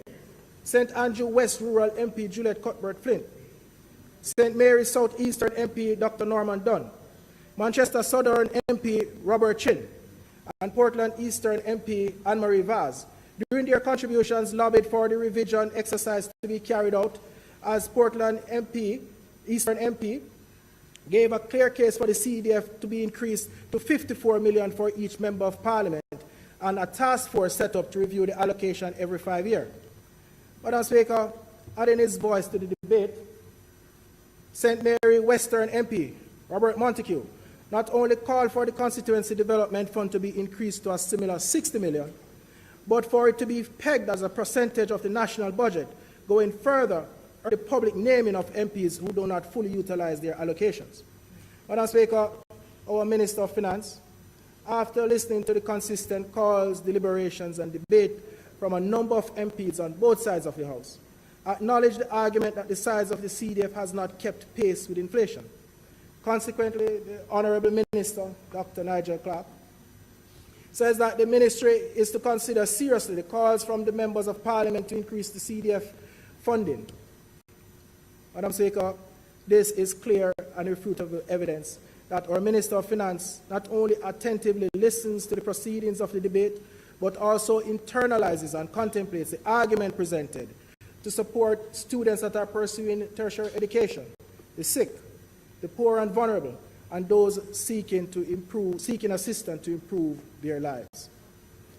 Madam Speaker, I turn to security, social partnership, and unity. Enough is enough were the words uttered by St. James Southern Member of Parliament Homer Davis when he declared that he is prepared to do everything within the law and within his powers to help the security forces to weed out the criminals from St. James Southern. Madam Speaker, this statement resonates with many in this House, as the result of families being robbed of breadwinners is that members of Parliament is called upon not only to support the burial, but also support the schooling of their children, care packages and support. Madam Speaker, the Kingston Central MP, Donovan Williams, in his presentation, lamented how crime and violence continue to plague his constituency. The MP asked for priority attention to be given to Rose Garden, more popularly known as Spoilers, and if possible, the extension of ZOSO in that community. Madam Speaker, the efforts of the government in fighting crime must be noted. The construction of police station in Westmoreland Western, Westmoreland Central, St. James Southern, St. Elizabeth Northwestern, in addition to the groundbreaking Firearms Prohibition, Restriction and Regulation Act 2022, which was passed in both houses in September, combined with the gun amnesty that was passed in the lower house yesterday. These pieces of legislation will go a far way in curbing gun crime and restoring peace, security, and unity in our communities. Madam Speaker, The challenges around garbage collection was shared by Portland Eastern MP Anne-Marie Vaz and South Catherine Eastern MP Denise Daly, who both conveyed their daily struggles with consistent and bitter complaints from constituents. Madam Speaker, this is a caring government. And for a caring government, you find caring actions. So, Madam Speaker, it was no surprise when Local Government and Rural Development Minister Honorable Desmond McKenzie shared that some 50 garbage trucks are en route to Jamaica. And our Prime Minister, the Most Honorable Andrew Holness, announced in this Honorable House just yesterday that each Member of Parliament will be allocated $5 million in December 2022 to support the removal of bulk waste, garbage and debris across their respective constituencies. Madam Speaker, the government continues to acknowledge and prioritize education as we seek to get our students ready for future jobs. Indeed, the member from Clarendon North Central, MP Robert Morgan, shared his story today in this Honourable House, a story which is similar to many in here, how education and hard work, albeit from humble beginnings, allows him to rise to the post of Minister of State. Madam Speaker, St. Catherine East Central member Alonda Terla advocates for Portmore Community College to become a technological hub centered around youth innovation, focusing on high-tech skills, training and innovation. St. Thomas Eastern MP Michelle Charles shared her concern with the ugly tsunami of violence occurring in our schools, and as a mother, she recommends that the Ministry of Education and Youth consider mandatory conflict resolution courses beginning at the primary level. Madam Speaker, in the constituency of Westmoreland Western, with the support of the Jamaica Social Investment Fund, we are now constructing an 8-classroom block at the Grange Hill Primary School under the Caribbean Development Bank's Basic Need Trust Fund Cycle 9.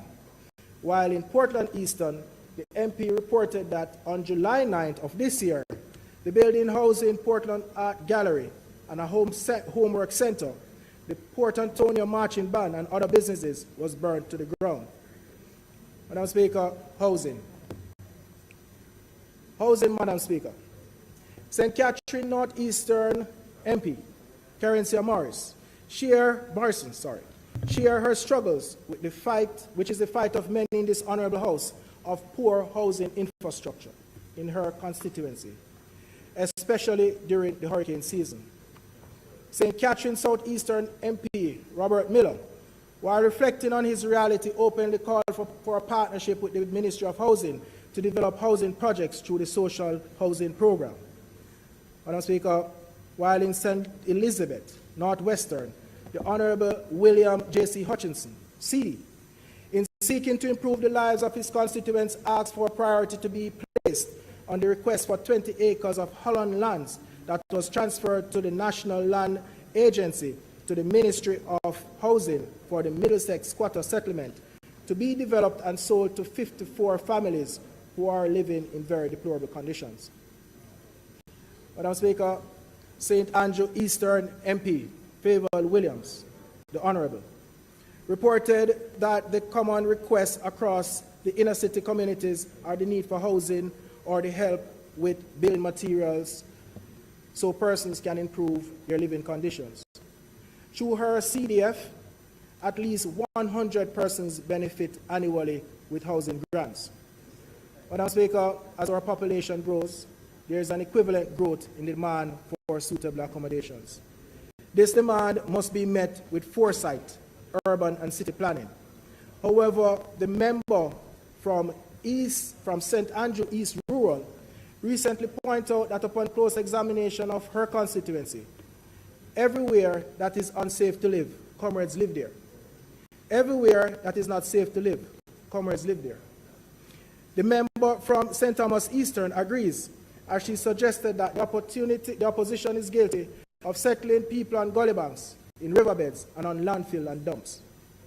Madam Speaker, I too reflect on the hypothesis.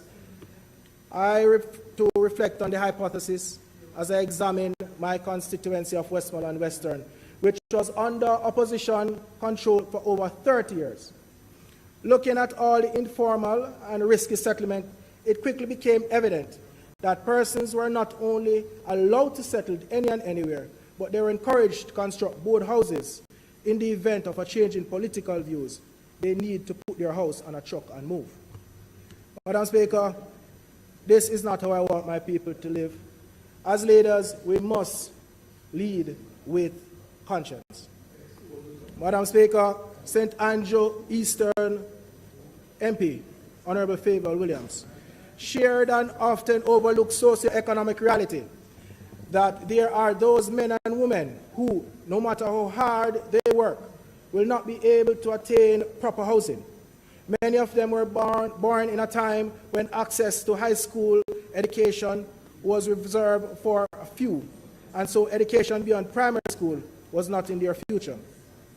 She went further to state that they too deserve proper housing, even as they make investment in their children and grandchildren's education, so that the children, their children and grandchildren can have a better way of life.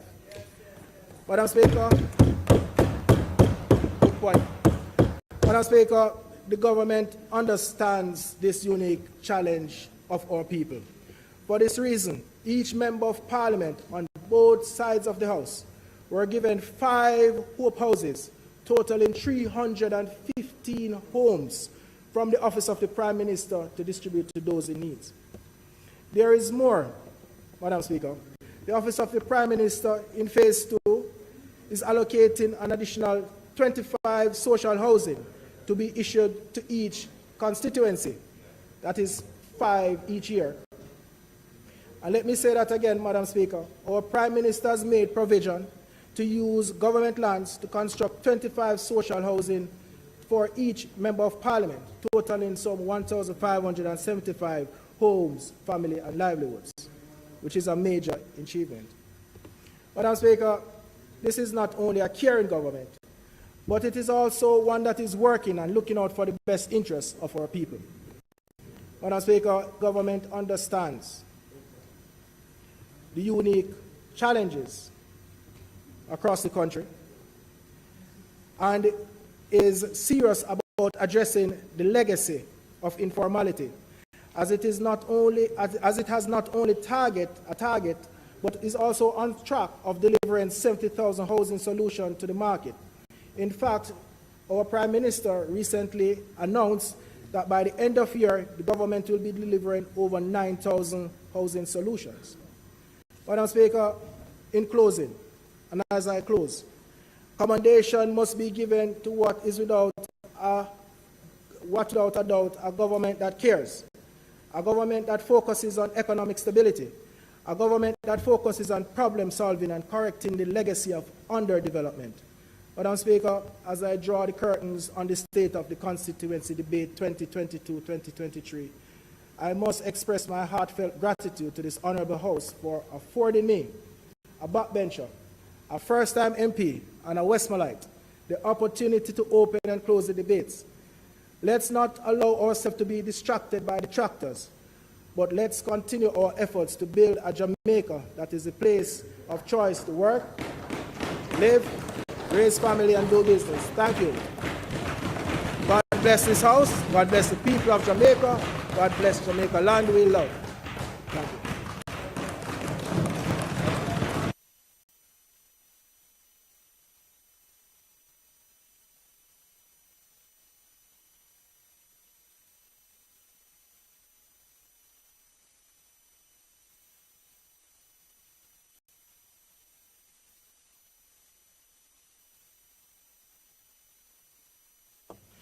Madam Speaker, I now ask for the motion for the State of the Constituency debate to be closed.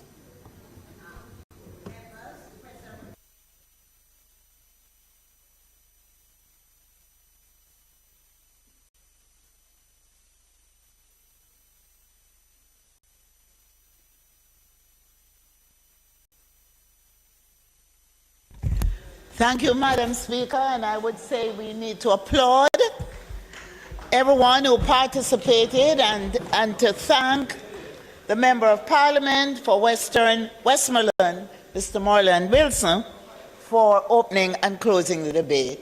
Excellent, a job well done. Madam Speaker, I now ask that items be recommitted on the agenda from items statements by ministers through to presentation of bills without leave of the House, first obtained. The question before the House is that the items that were suspended be now recommitted, beginning with the item statements by ministers. Those in favor? Those against? The ayes have it. Statements by ministers. Announcements. Laid on the table of the House today are the following. Annual report for the Postal Corporation of Jamaica Limited for the year 2021-2022, and the report of the Public Administration and Appropriations Committee on its deliberations on the fiscal policy paper interim report for the financial year ended March 31, 2023. Bills brought from the Senate, petitions, papers, reports from committees, notices of motions given, reports from committees, I'm sorry. Madam Speaker, I beg to lay on the table of the House of Representatives a copy of the report of the Public Administration and Appropriations Committee on its deliberations on the Government of Jamaica fiscal policy paper for financial year 2022-23 interim report. Notices of motions given orally. Madam Speaker. Member, go ahead. Go ahead. Madam Speaker, I beg to give notice that at the next meeting of the House, I will move the following motion. Be it resolved that the report of the Public Administration and Appropriations Committee on its deliberations on the Government of Jamaica fiscal policy paper for financial year 2022-23 interim report, which was laid on the table of the House on the 2nd day of November 2022, be approved. Madam Speaker, I further beg to give notice that at a later stage I will move for the suspension of the standing orders to enable me to make this motion. Minister of Finance.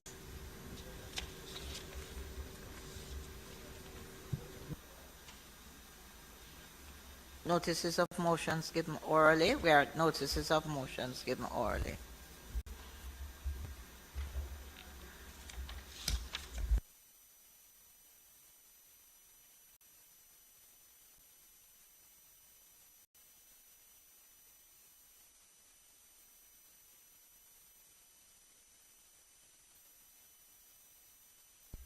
Questions and answers to questions. Motions that may be made at the commencement of public business requiring notice. Motions relating to sittings of the House. Motions for leave to introduce bills. Presentation of bills without leave of the House first obtained. Public business. Madam Speaker, this Honourable House would have taken note that on the first day of November 2022, Ministry Paper number 91/2022 and resolution entitled Government Guarantee of Loan in the amount of $1,401,100,000 from the First Caribbean International Bank, Jamaica Limited, to the National Water Commission were laid on the table of the House of Representatives. Madam Speaker, I now seek the leave of the House to withdraw the resolution. Members of the House, is it the wish of the House that the resolution be withdrawn? Those in favor? Those against? The ayes have it. Madam Speaker, I now ask for the recommittal of the items announcements and notices of motion given orally for the revised resolution bearing the title government guarantee of loan in the amount of $1,401,100,000 from the First Caribbean International Bank, Jamaica Limited, to the National Water Commission, dated November 2, 2022, to be tabled and taken.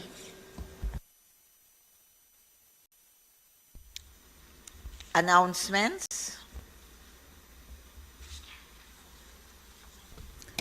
Also laid on the table of the House today are copies of the government guarantee of loan in the amount of $1,401,100,000 for the First Caribbean International Bank, Jamaica Limited, to the National Water Commission.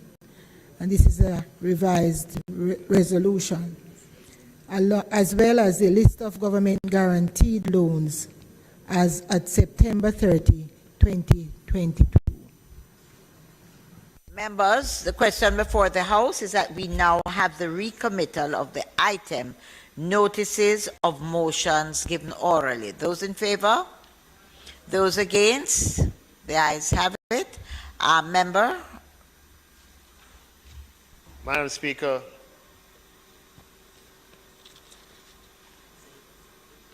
the Public Debt Management Act, the Public Debt Management Payment Guarantee National Water Commission Approval Resolution 2022. Whereas Section 17(1)(a) of the Public Debt Management Act, hereinafter referred to as the Act, provides that the Minister may, with the prior approval of the House of Representatives, guarantee the payment of the whole part or part of the principal monies and interest and the payment of any other amounts payable under or upon any loan raised by the public body. And whereas the Minister hereby seeks the approval of the House of Representatives for the issue of a government guarantee in respect of a loan in the amount of $1,401,100,000 from CIBC First Caribbean International Bank, Jamaica Limited, to the National Water Commission, and any cost outstanding interest, late interest and fees as may be due and payable.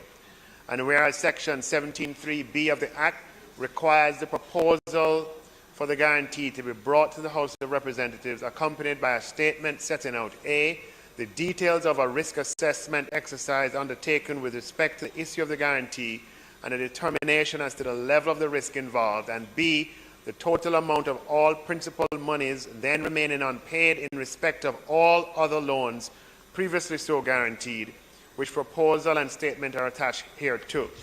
And whereas, pursuant to Section 17(3)(c) of the Act, the Financial Secretary has certified that the guarantee is consistent with the fiscal targets for the total debt specified in Section 48(c)(1)(b) of the Financial Administration and Audit Act.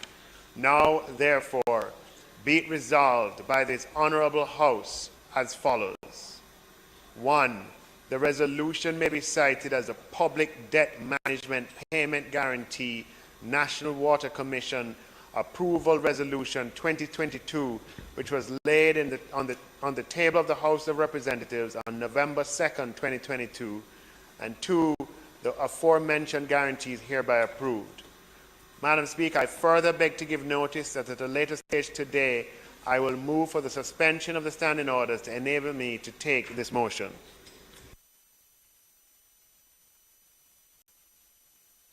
Public business. Madam Speaker, I now move for the suspension of the standing orders to enable me to take the motion, notice of which I gave earlier. Question before the House is that there is suspension of the standing orders to allow the member to take the motion, notice of which he gave earlier. Those in favour? Those against? The ayes have it. Member. Thank you, Madam Speaker.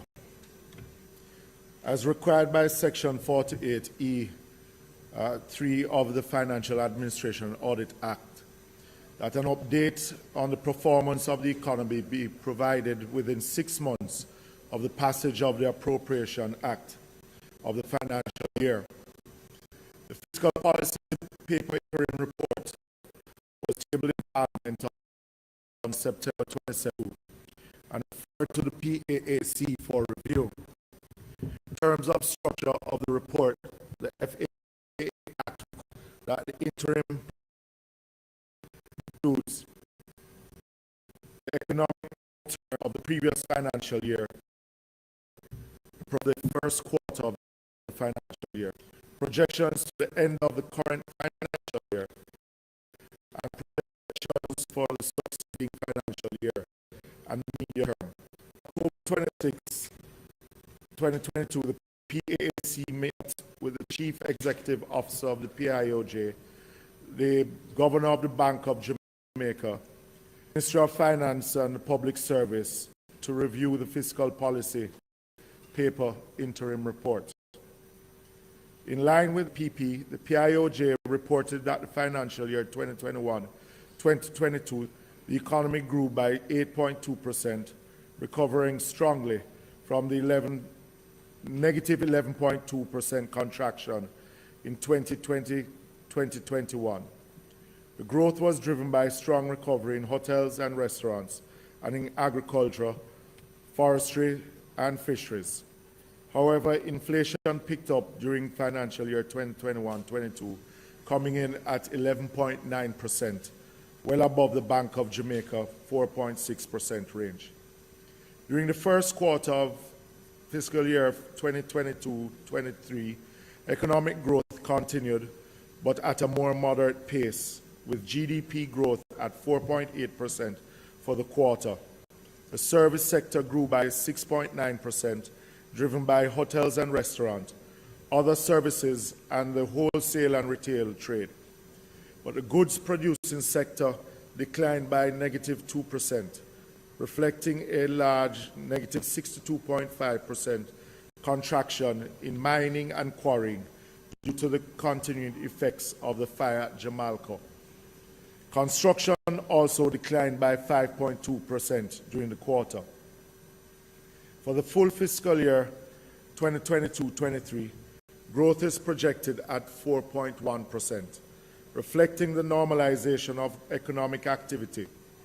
This gradual deceleration is a rate of expansion is forecasted to continue through fiscal years 2024-25, averaging within a range of 1% to 2% over the medium term. Financial central government operations for fiscal 2022 generate fiscal surplus of 0.9% of GDP, exceeding the target of 0.3% of GDP.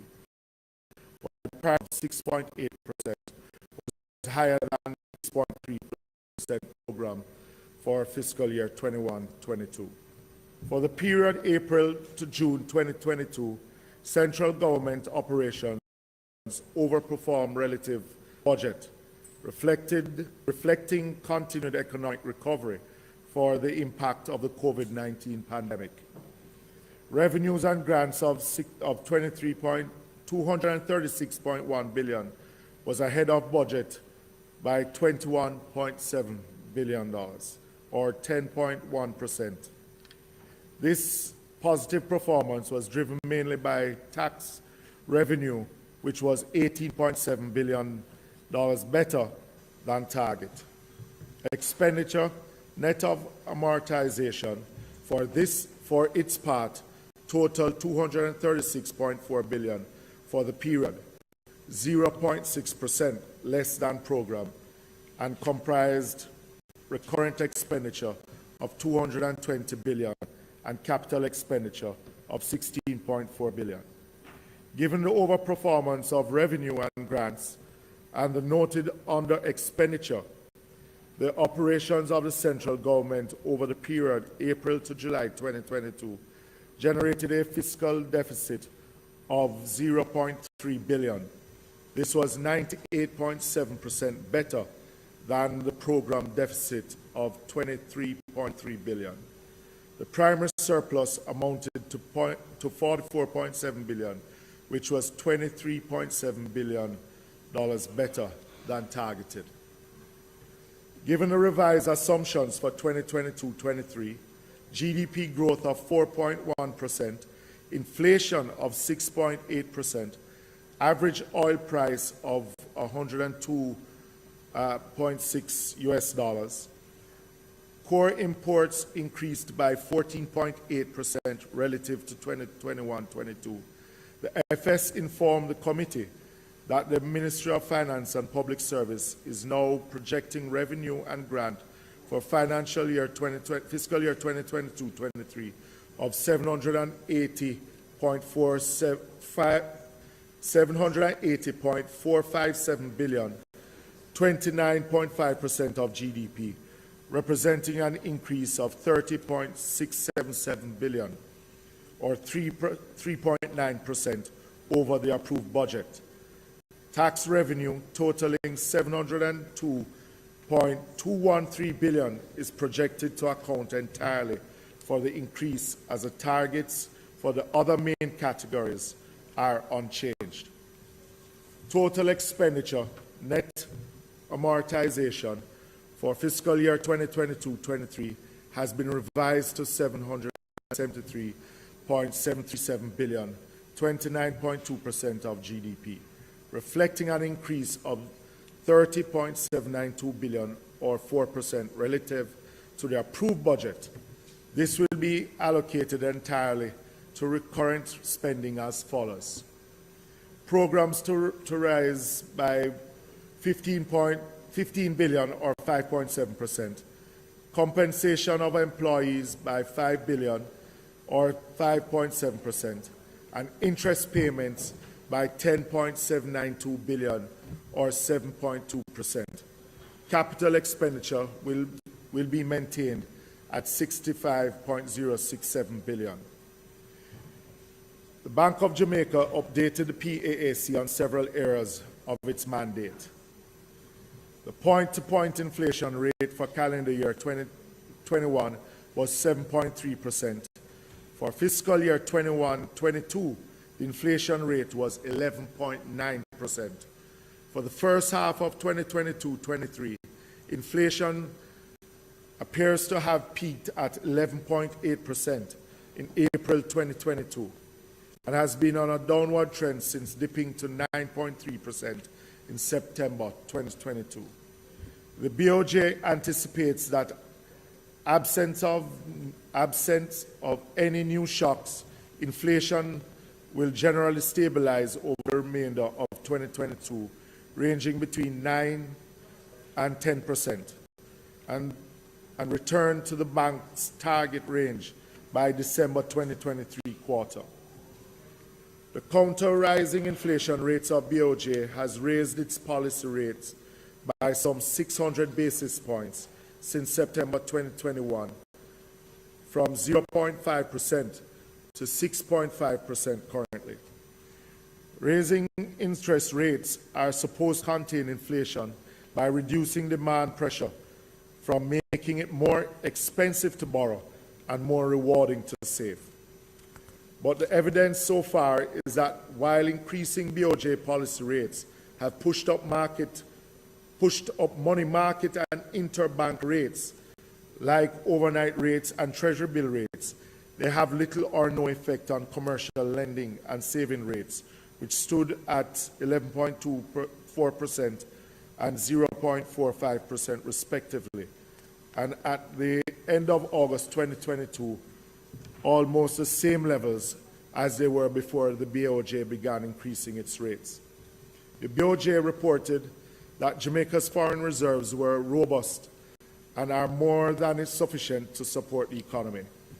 At end of September 2022, net international reserves stood at $3.8 billion, and gross foreign assets amounted to $4.3 billion, representing 24.2 weeks of goods and services. The BOJ reported that it had begun rolling out JAMDEX in June 2022, and to date, over 100,000 persons and entities had subscribed to it, including one major commercial bank, NCB. The BOJ further reported that JN Bank and a major payment services service provider are expected to come on board before the end of 2022. The BOJ admitted, however, that there were certain technical challenges that were being experienced that would extend the full rollout of the currency until December 2023. What were the technical problems? Well, comments and questions that were asked of the BOJ. What were the technical problems inhibiting the full rollout of JAMDEX? The BOJ informed the committee that while it would be relatively easy for individuals and small businesses to use JAMDEX, larger businesses that have point-of-sale machines or retail systems tied back to their inventory would require some reconfiguration of their software to become fully functional with JAMDEX. How to improve portability within financial system. The committee noted that because of strict Know Your Customer requirements, that persons have state authorized IDs and provide 3 to 4 references, as well as verification regarding their source of funds. It was often very time-consuming and bothersome to persons to open or transfer an account within the banking system.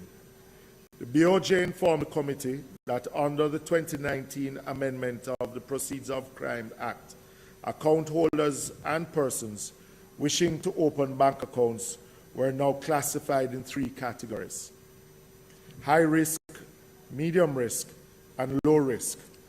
The BOJ advised the committee that it was recommending to DTIs that they relax the requirement for a multiple reference for low-risk customers, and that it was also considering establishing a central registry to store bank reference information of account holders, so that if they wish to open a new account at other banks, those references would be transferred to the other bank. The chronic deficits of some self-financing public bodies. The chronic deficits run by some SFPBs were also of concern to the PAAC.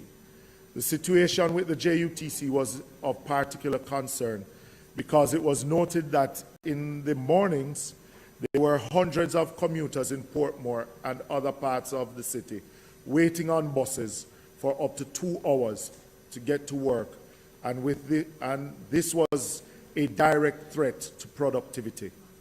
Some members felt that the problems affecting some of the SFPBs were operational, while others thought they were policy-related. All members of the committee felt, however, that whether the issues were operational or policy-related, decisions needed to be made pretty urgently to place these SFPBs on a more sustainable footing.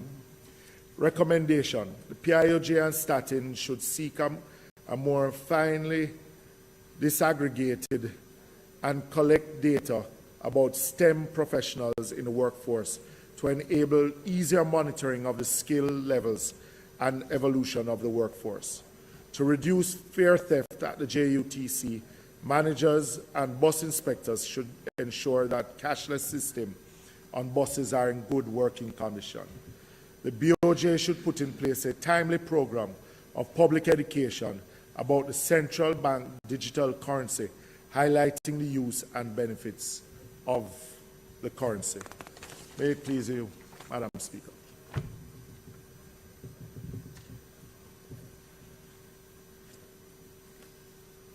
Madam Speaker, if anyone would like to participate in the debate, if not, we can proceed to close.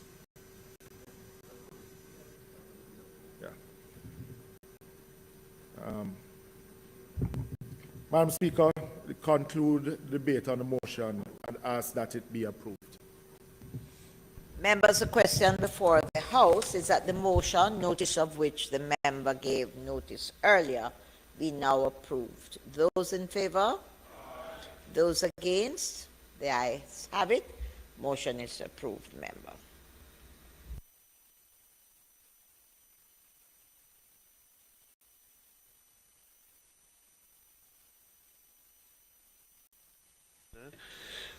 Madam Speaker, I now move for the suspension of the standing orders to enable me to take the motion, notice of which I gave earlier. The question before the House members is that there is a suspension of the standing orders to allow the member to take the motion, notice of which he gave earlier. Those in favour? Those against? The ayes have it. Member? Yeah. Madam Speaker, the National Water Commission is seeking to refinance a proportion of the bond value, approximately 1.889979 billion, outstanding to the National Commercial Bank. NWC intends to borrow 1.401 billion from First Caribbean International Bank Limited, with the remaining debt to be paid from NWC's revenue. Madam Speaker, the background is that the Cabinet, by decision 2612 of July 16, 2012, gave approval for a government guarantee for the loan of Jamaican dollar equivalent of 21 million US, which was 1.889 billion, from the National Commercial Bank and NCB Capital Markets to finance, to the NWC to finance existing loan facilities. The proceeds of the loan were utilized to fund the K-factor related activities and supplier payments.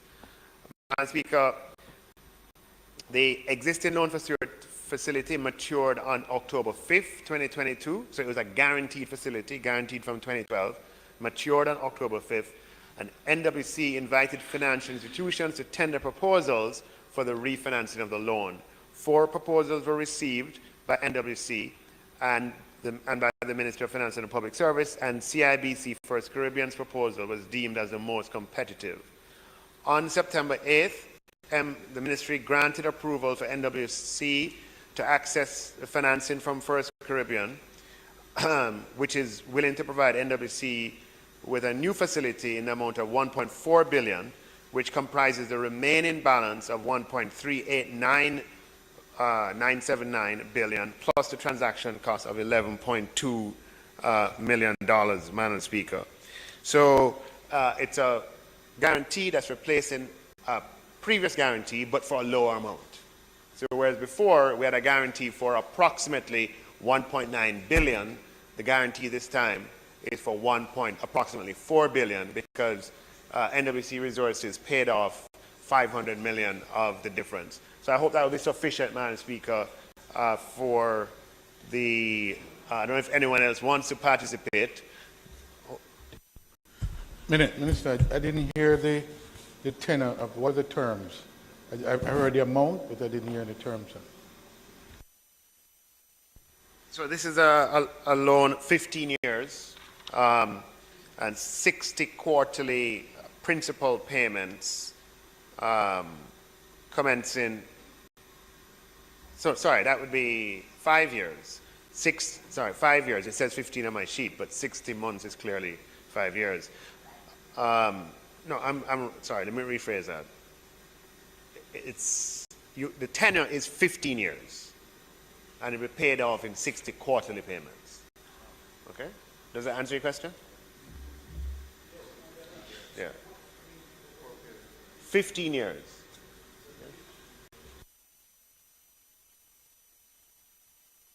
So, Madam Speaker, I would ask that the motion be put to the House.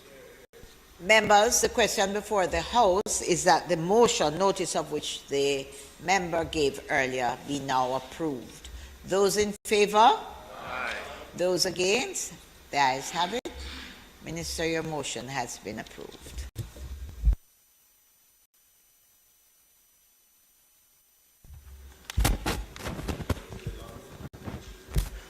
Madam Speaker, it is not contemplated for us to do any further business today. I therefore ask that the House be adjourned until Tuesday, November 8, 2022. Members, the question before the House is that we do adjourn until next Tuesday, the 8th of November at 2 p.m. Those in favour? Those against? The ayes have it. This House is now adjourned.